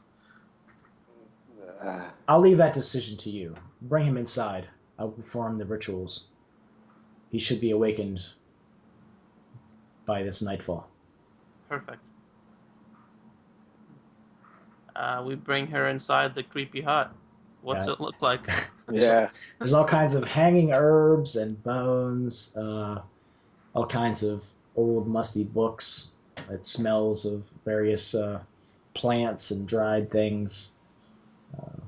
It's actually kind of pretty in some ways. There's lots of color. She seems like she's kind of a stylish woman, so she has various curtains and rugs and silk hangings between doorways and things instead of doors. Nice. Just lay him on the bed there. Okay. Lay him down. Temper. I know you can hear me. I will help you. Think he can hear you? I know he can. I look at the other guys. What do you guys think? If you will be up after nightfall, then go through with it. Well, right now it's the morning. Really? I guess, isn't it? Because you guys camped out. Yeah. Or I guess it's probably like the afternoon, probably by now. I'll glance at the group and say, I try not to make it obvious, but I'll say, perhaps we should stay here until he awakens. Ramelzi is actually like kind of looking around, feeling all the energies of the place. Hasn't felt this much magic around him since he left his home or his prison, let's just say. And Or Mousy, you probably get a feeling of light and dark. okay, In yeah. different auras or something like that. Overall, though, I kind of go with the flow of it. I say whatever needs to be done, so be it. And I'll say time will heal. And kind of just step into the darkness and wait. I would need some privacy for the rituals. You can stay outside the hut if you wish. I'll head outside without saying a word. Yeah, let's do a little gathering. So I'll walk with them as well. And she'll close the door behind as you guys leave. Well, I suppose he can't be any worse off, right? Hold on. It's just while we were in that hut, I would have asked that woman to see if she's got any spare clothes for the blonde chick. Oh, yeah, she would have given you some clothes. Okay, perfect, yeah. So she's all dressed up. Even stylish clothes. Nice. They're colorful, attractive. Yeah. I say, she probably would have said too that she'll wake up in time, probably about an hour. Perfect. So we have the dwarf and the girl and the bags of loot all together, right? Yeah. Yeah. Okay. Wow. Should we not cover the dwarf as well before we enter the city? If he's still like bouncy naked. Yeah. He's no longer aroused, so I guess there's that. But he's still naked. Yeah.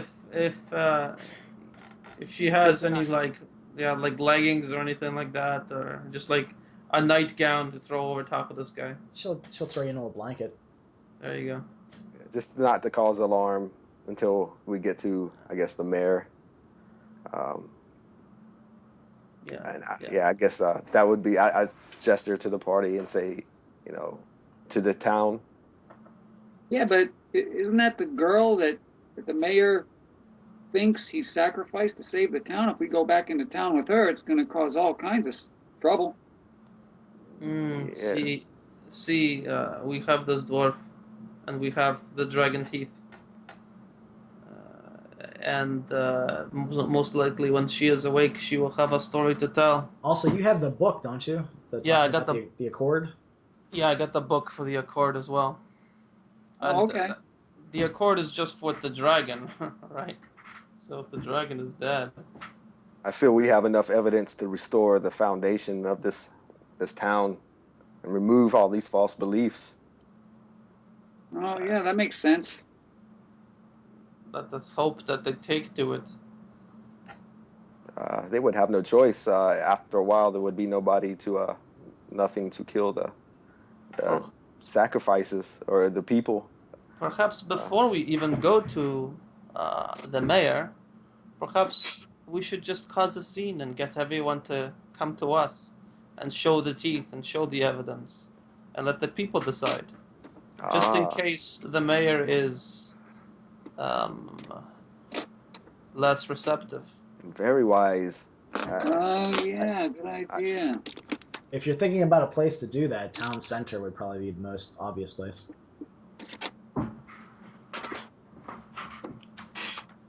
Yeah, there was that spot where they had all this wood piled up. That is the place, then. Rehan, the liberator. Speak. Your evidence amongst the people in the town center. I hope that my accent does not throw them off. Sometimes it throws me off. So inside the witch's hut, Temper, you can't see anything, but you're listening to things. You've heard everything that has been said. You're starting to have sensation back in your body. You feel yourself laying down. And in the darkness, you feel the woman start to undress you. Oh, snap. I mean, oh, snap. You hear some words over top of your lower region, and she mounts you. Things start to take place. You feel a pain on your stomach, and then you feel a wetness as something splats down onto your stomach. Some liquid of some sort. After things progress, and she has her way with you, you feel stitches into that cut on your stomach. 3 of them. So it's a pretty small cut. And then your eyes open, and she is naked on top of you. What happened? You are no longer lost. I have brought you back from the darkness, and I have taken something for myself. And she sort of rubs her stomach. I run my fingers over the stitches on my own stomach. What happened here? I gave you some of my blood, and I have taken your seed. Well, I suppose that it's a fair trade. My eyes are just kind of like going over her body like, wow. Yeah, and you remember all the sensations, so you know what happened. Yeah. So. I'm sorry if this is a bit awkward for me. How old is she anyway? She looks like she's probably in her late 20s, early 30s. Oh, wow. She's attractive. I mean, she's creepy, but she's attractive. She gets off of you, and she starts to dress, and she throws your clothes on top of you. Does the wound on my stomach hurt? I mean, can I sit up and move around? Oh, you can. Yeah, you can move. It looks like it was just enough to let the blood out and for her to put her blood in. And she has a cut on her wrist. Are you all right? I'm fine. Just wanted to repay all that you have done for me. Start getting dressed. Well, you've more than repaid, that's for sure. Also, you start to remember those dreams that you had with her, sort of riding you through the clouds and other places. So. I have the feeling that this was destined to happen, perhaps. Perhaps. I don't know how to put this, but does this ritual bind us in some way? You know, there are expectations here. If your seed grows roots, it shall. And she rubs her stomach again. Very well. Can I ask where the rest of my friends went? They are waiting for you outside. They've been waiting there for quite some time, actually. All right, well, I'll touch her face and look into her eyes. I will be back. I will be here. And if that knight should happen to die, I would not shed a tear for him. Understood. I grabbed Is my sword there? Yes, actually, it was probably laying beside you.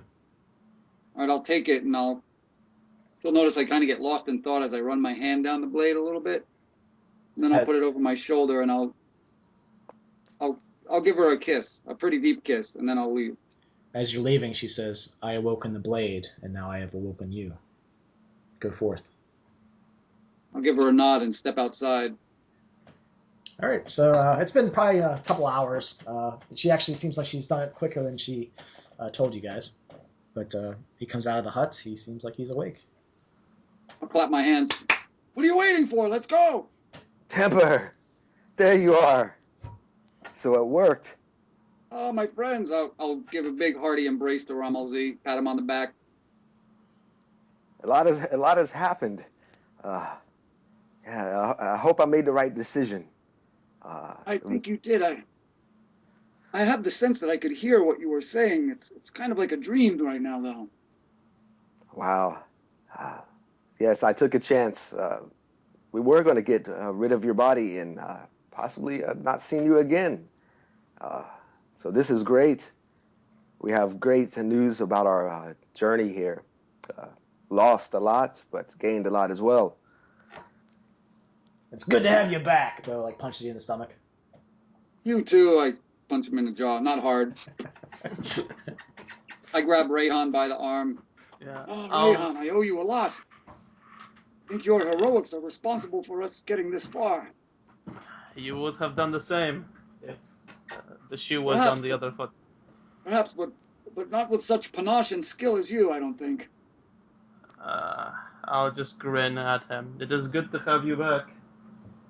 Was it true that you heard everything that was said? Yes, but it's all sort of dreamy. Well, the spirits. It was just that elf, that spirit that brought you low. The rest of the rumors were just dwarves. There really was a dragon, but it was killed long ago.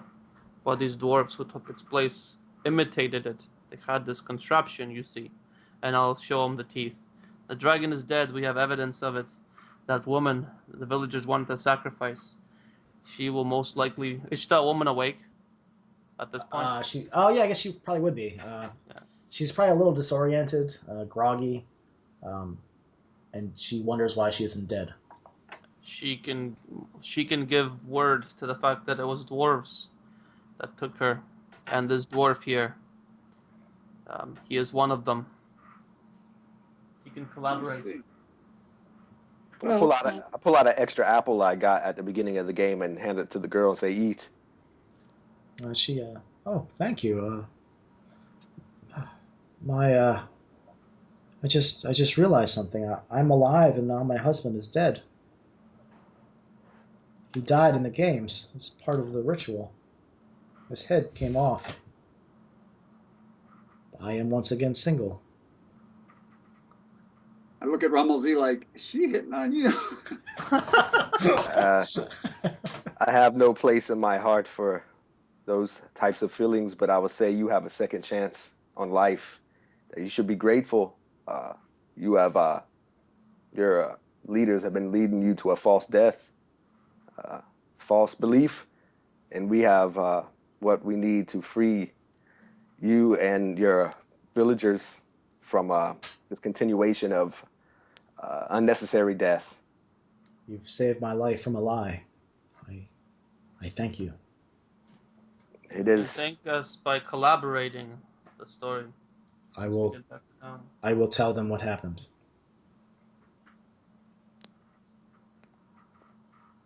So, I'll follow your lead. Sounds like you've got a plan in place. Let's go back to town and let this happen. Yep. See what we can do. Temper! You remember Maha over here, right? Maha, you made it. Very good. Yeah, he showed up, and Strom was here too for a while, but he's dead again.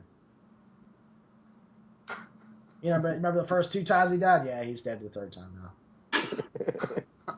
now. Well, let's not let him have died in vain. Let's resolve these issues.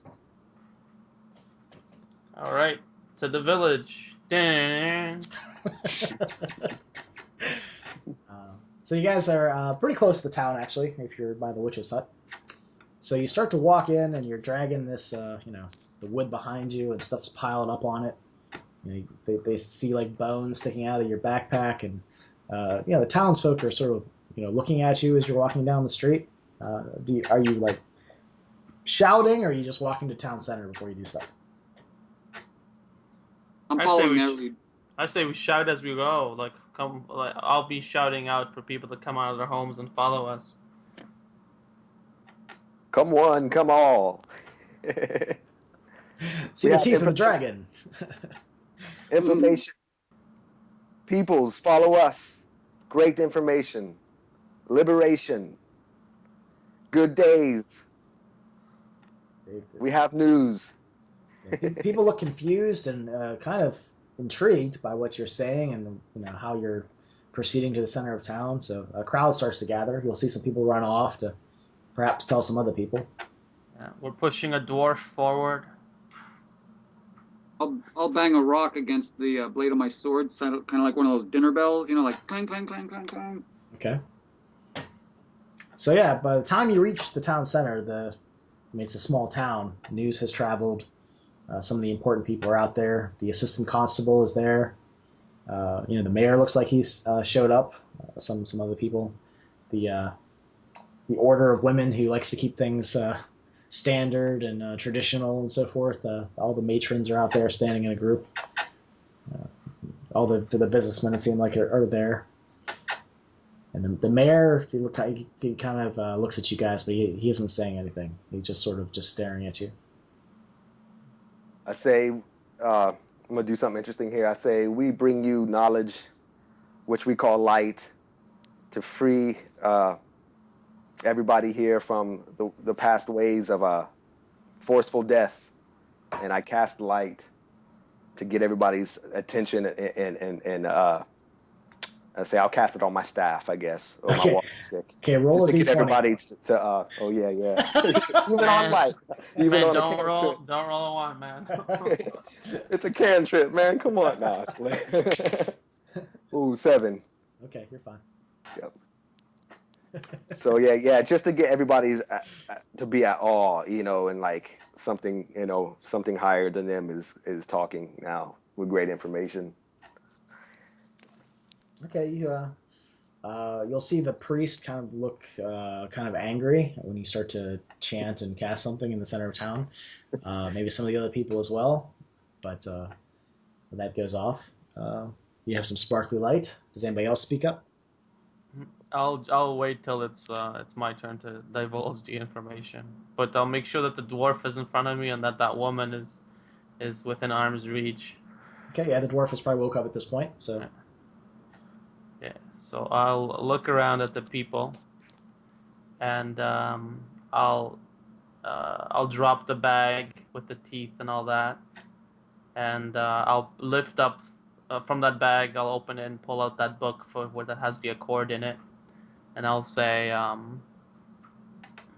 in the old history of this town, an accord was made with a creature, a dragon, that lived in the hills, and every 10 years, on a day like today, you would sacrifice to keep the peace, to keep the protection of this creature.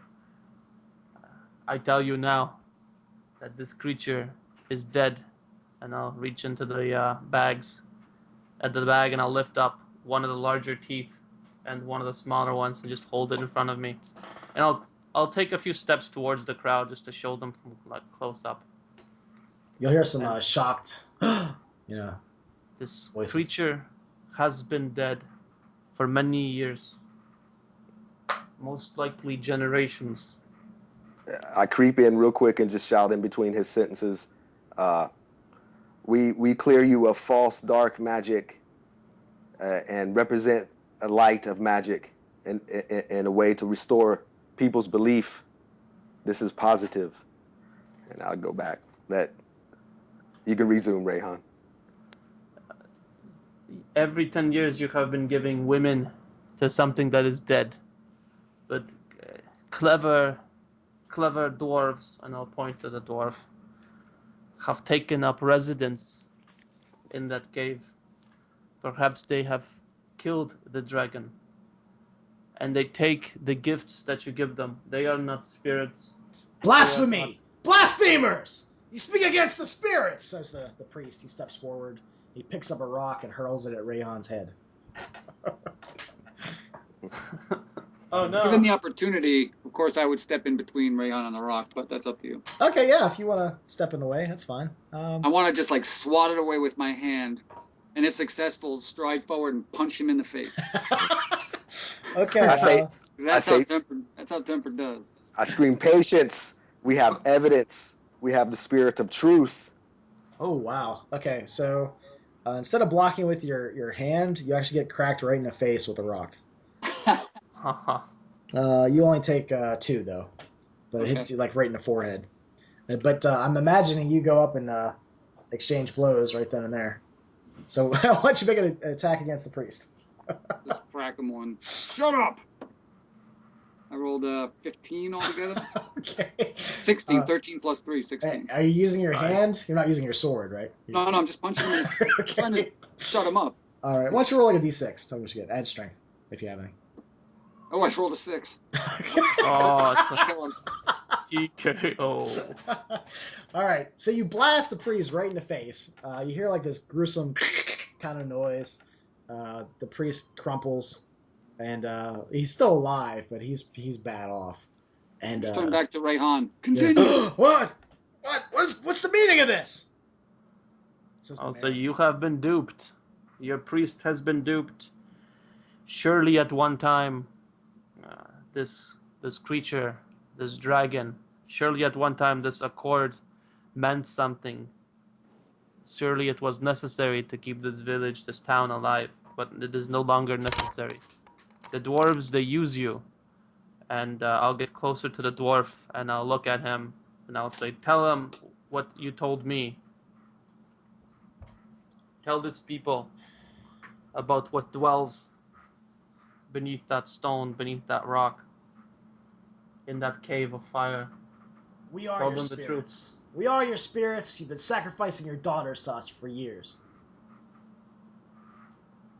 But we have been protecting you. We've used your customs and myths for our own ends. You have not had bandits because we've killed them. Monsters from the hills that would have slayed your townsfolk, we have killed. So while we have been operating under lies, there has been some truth to it. But we require not your worship. Take your daughters. They're whores and nothing but farmers gets. And he kicks the girl. And say, you must pay like everybody else. There's proper ways to do that. And he just sort of like shakes his head and just he gets quiet. It is true. The dwarves are the spirits. Not there's no power there. This man would have raped me and cut me into pieces.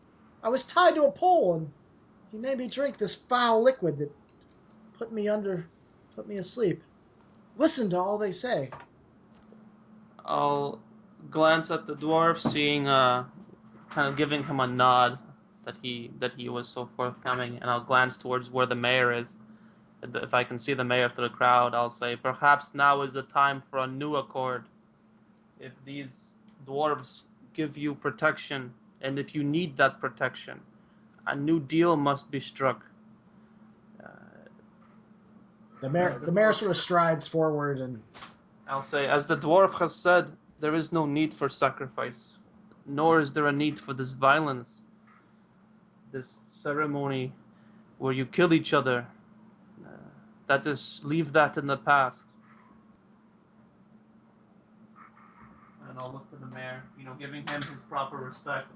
I'll take a few steps away, so that way he's the center of attention. he holds up the dragon's tooth and he looks at it. He looks at the dwarf. He looks in the eyes of the woman. You speak the truth? Yes, it's everything they say is. We've been operating under lies and myths for a very, very long time. It needs to stop. Untie that dwarf. He is apparently an emissary for their people. And the dwarf kind of looks shocked and surprised. Yeah, untie me. Emissary, that's right. I'm their emissary.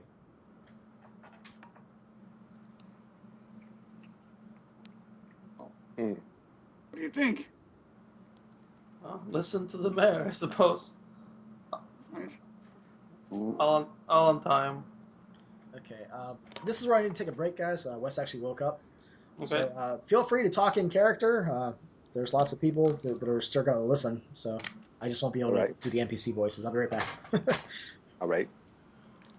How do y'all feel about untying this dwarf so quickly with the intent of murder?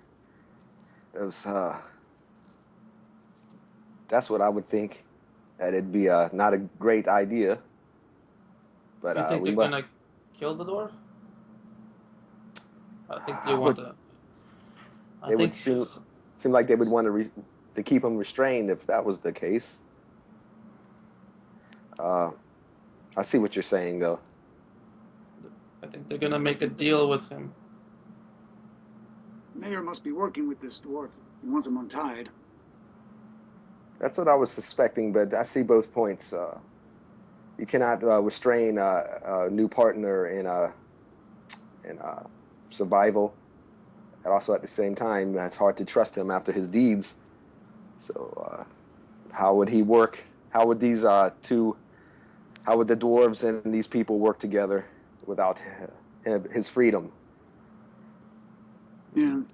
It's very likely that he will receive his freedom after this. If he is an emissary, then he will be given the rights of an emissary. They will strike a deal. The villagers will provide something to the dwarves. Hopefully not their women. And the dwarves will provide their protection. Yes, I am not wise. These matters. I'm more suspicious. So I will let it rest to the decisions of the mayor. Right. This is to be a new beginning, so let it be a new beginning. So we should rejoice soon, brothers, for it has been a long and difficult quest that we have seemed to come to a conclusion with. I'm back, guys. Hey.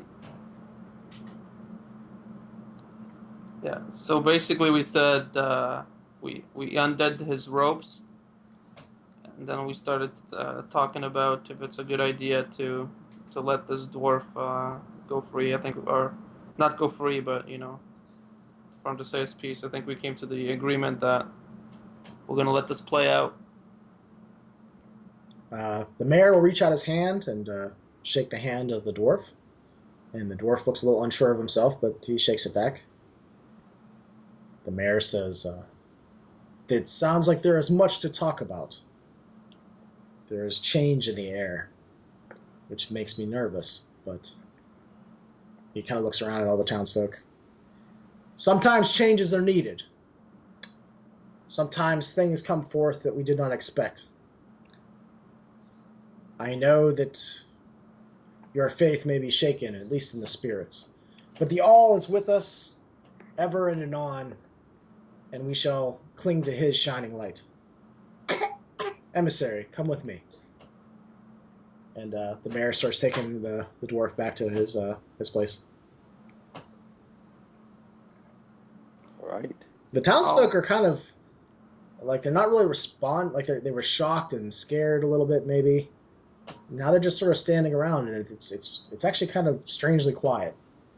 I'll kind of speak up. I'll step up and say, you have not lost spirit. You have gained spirit, guidance. Search for the truth first. Let that lead you closer. Only a few could benefit from the old way of belief, while the others, let's say, caught the end of the rope, or barely caught the end of the rope, and they were sacrificed.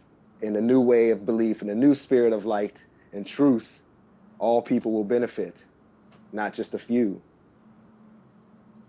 Be aware of things around you, and your faith will be restored. The priest assistant, and it seems like he's also a priest, stands forward. "I have often said that the spirits are a lie. It is an older worship before the all brought forth his knowledge. Let us go to the temple and begin anew. Come with me, my children, my brothers, my mothers and fathers. This way." And almost all the people of the town start heading towards the temple. Right on. Shall we go with them? I'll nod. Let's. So you guys will get up to the temple doors, and the assistant priest will say, "You're not welcome." I'll give him a grin and nod. I have a sense of somewhat of an understanding. New minds for the feeling. We might be too much of an intimidation of their new belief or restoration of their belief. Well, how about another bowl of stew? Being dead for a day makes a man very hungry. Or maybe being brought back to life made me hungry. I don't know. Maybe it was both.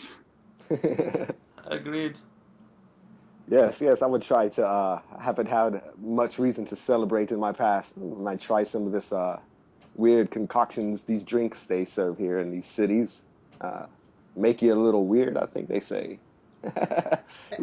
Hey guys, how you doing? I haven't seen you guys for a while. You guys see Owen, the quote-unquote invisible boy, come up to you?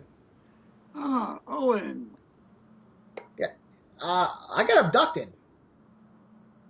Really? Yeah, there's this old creepy guy. He wanted to, like, lock me up in his basement and do stuff to me. Said he needed my blood, but I killed him when he wasn't looking. You killed him? Yeah, he thought I was in a cage, but I wasn't. Well, how'd you do that? Well, I snuck out of one cage and I climbed in another cage because he didn't know I could pick locks. You can't go around killing people, but what did you say that he done to you? He was going to bleed me to death. Bleed you to death? Yeah, and he couldn't see me, but he knew I was there. He said I needed some invisible blood for something. Did you let anybody know? No. Why would I do that? Well, there will be an unexplained murder now. Oh, well, it's not the first. Yep. Well, I guess maybe we'll have to put off that bowl of stew. No, he's not going anywhere. He's still in the cage. That old bastard's just he just sort of clumped and piled up in there, you know. He ain't going anywhere. I locked him in. Well, you see, you'll probably have to have a testimony now. What? Nah, I'm not doing that. Well, there will be an unexplained murder, and maybe the beliefs of these people will go haywire again. What's that to me? I don't care. I'm glad you guys are back. That's cool. I'm trying, guys. I'll give the kid a nod and I'll say, "Hey, do you want to see something neat?" Hell yeah! What do you got? I'll show him one of the little dragon teeth. Oh man, what's that? That is a tooth from a dragon. Oh, it's like a smaller thing than that big thing you held up in front of the mirror, huh? Yes, a small tooth for a small boy, and I hand it to him. When he came back into town, he was pissed off. He was talking about how he wanted to like watch you guys, and you guys were no good. Man, he's eating his own foot right now, isn't he? Oh, don't say that. Why? Well, because of that sin eater guy. Is that what you're talking about? Yes, I think he'll be starving here for after a while if things go well. He just ate a bunch of people. Well, Owen, why don't you join us? We were just going to go get some stew at the tavern. Okay. You got a bunch of new people. Got that dwarf guy over there, and who's this little skinny guy here? He looks like a priest or something. Yeah, that's Maha. You're kind of weird looking. Well, he's here to carry that big heavy bag. But yeah, we can go get some stew and stuff. I don't care about that old guy in the cage. Except he ain't going anywhere. Let's go then. I say let's slow down a little bit. So he was trying to bleed you. For what purposes do you expect? Some type of magical purpose? I don't know. Bastard said he needs some invisible blood for whatever the hell he's doing. But yeah, I bled him. Well, if he's dead, are you sure he's dead? Well, I locked him in a cage, so if he ain't, he's still locked in a cage. Well, why do you doubt it that he's dead? I don't know. He just said he might not be dead. I don't know. Maybe I didn't. I don't know. I cut him from ear to ear, so he shouldn't. Yeah, I glance over to Rayhan and I tap on my bag. Children? Blood? I'm not to that. But it's just a suggestion. I don't know if Temper catches what I'm suggesting, but this might be attached to this. I have a suspicion of this sword that we've been carrying, and demon children. Yes, I don't know. What do you think? Demon children? What's that all about? Nothing you need to worry about. It's just Oh wait a minute, you guys were talking about that before, weren't you? yeah. That's right. That's There might have been a reason that you were kidnapped, my boy. I thought he was just a dirty old man. Yeah. No. Apparently I missed the part of you slicing his throat from ear to ear in the original description. I think we should go make sure that things are as you say. Oh yeah, that prick's dead. Let's All go. right, then. And there's nothing to fear. Shall we go there and investigate? Yeah, let's go ahead and investigate real quick. If you want to, I'm kind of hungry though. You guys gonna buy me some soup? Okay.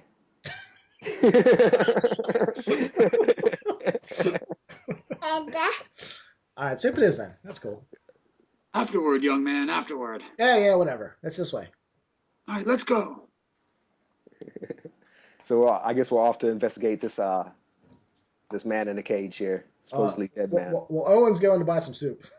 Okay, maybe I'm meeting him. Yeah, he's just off anyway, huh? Maha, why don't you go with him? So it might sound good for us to get a full belly, then maybe we could investigate this after some food, my friends.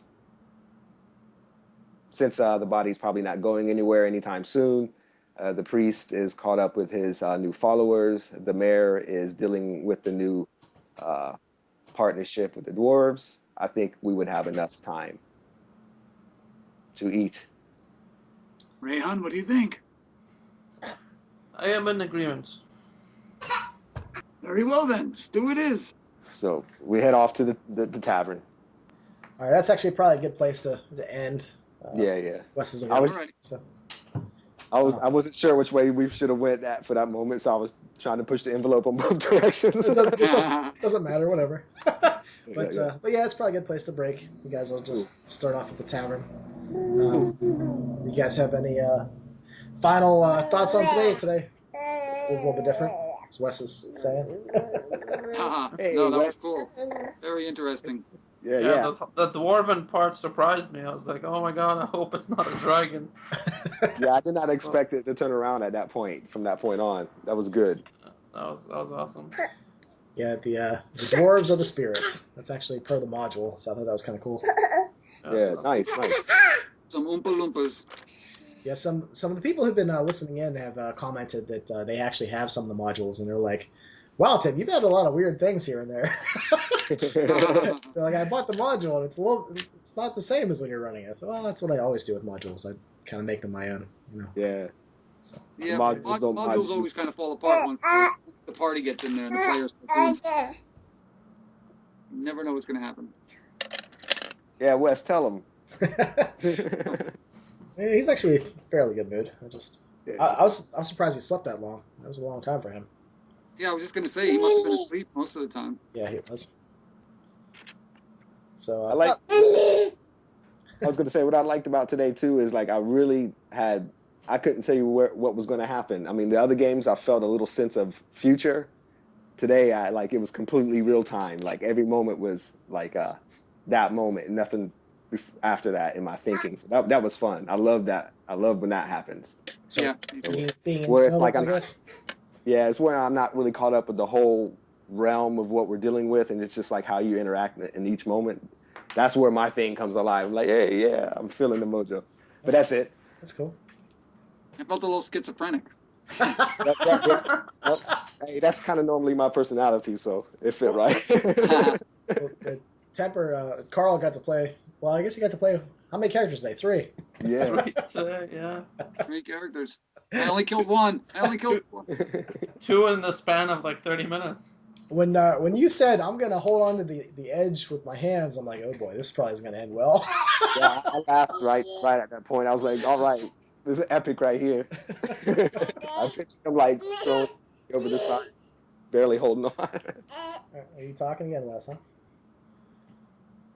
Yes. All right. I was glad that Temper was able to make it back by the end of the session. Yeah, I was kind of put in an awkward situation there. I'm like, well, I want Carl to play. Yeah. But Wait, you were When put we in an were- awkward situation? I was the one listening to you tell me about a sex scene. So that's an awkward situation.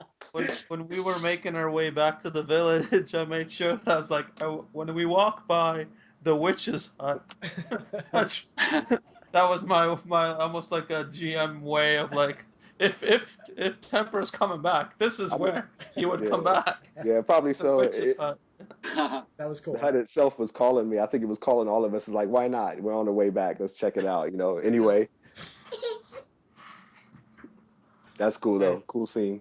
Yeah. So now, out of character, I'm in a. I always think about the game after it's done, but I think a lot of loose ends were tied up. So I'm thinking, as far as loose ends are, there might still be that spirit elf, or however the meeting goes with the dwarf. Yeah. And there might be still some children of that demon hanging about. Yeah, this town's going to go through a lot of changes. And Temper's child here soon, one day, I guess, depending on the rate of witches. Yeah. Yeah, but I think we would be remiss if we didn't congratulate Rayhan on some serious heroics there at the cave. I think today's session is owed to him. He's 5% XP bonus. If wouldn't be out of the realm of. Well, I don't want to speak for Tim. So that's my GMing overlapping. Sorry about that. No, that's fine. That's kind of fun about running games for GMs. They throw you bones every once in a while, like let's go walk by the witch's hut, things like that.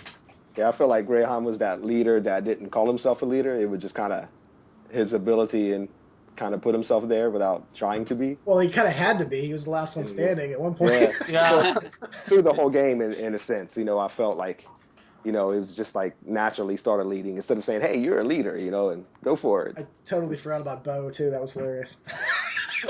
Yeah. He's the silent partner that only shows up when you need him. Oh, that's right. You got a dwarf up there. It's cool. It is true if you think about it.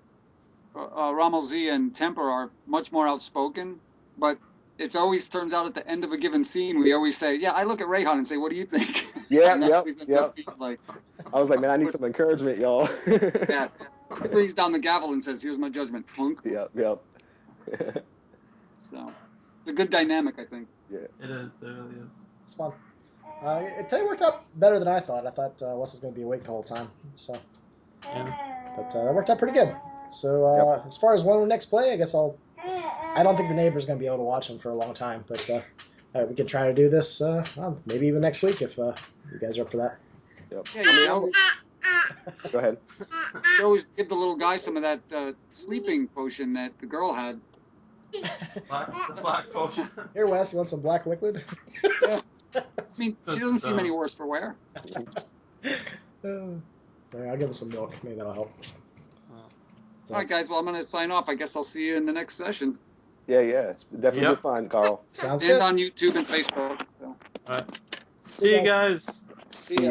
All right, bye.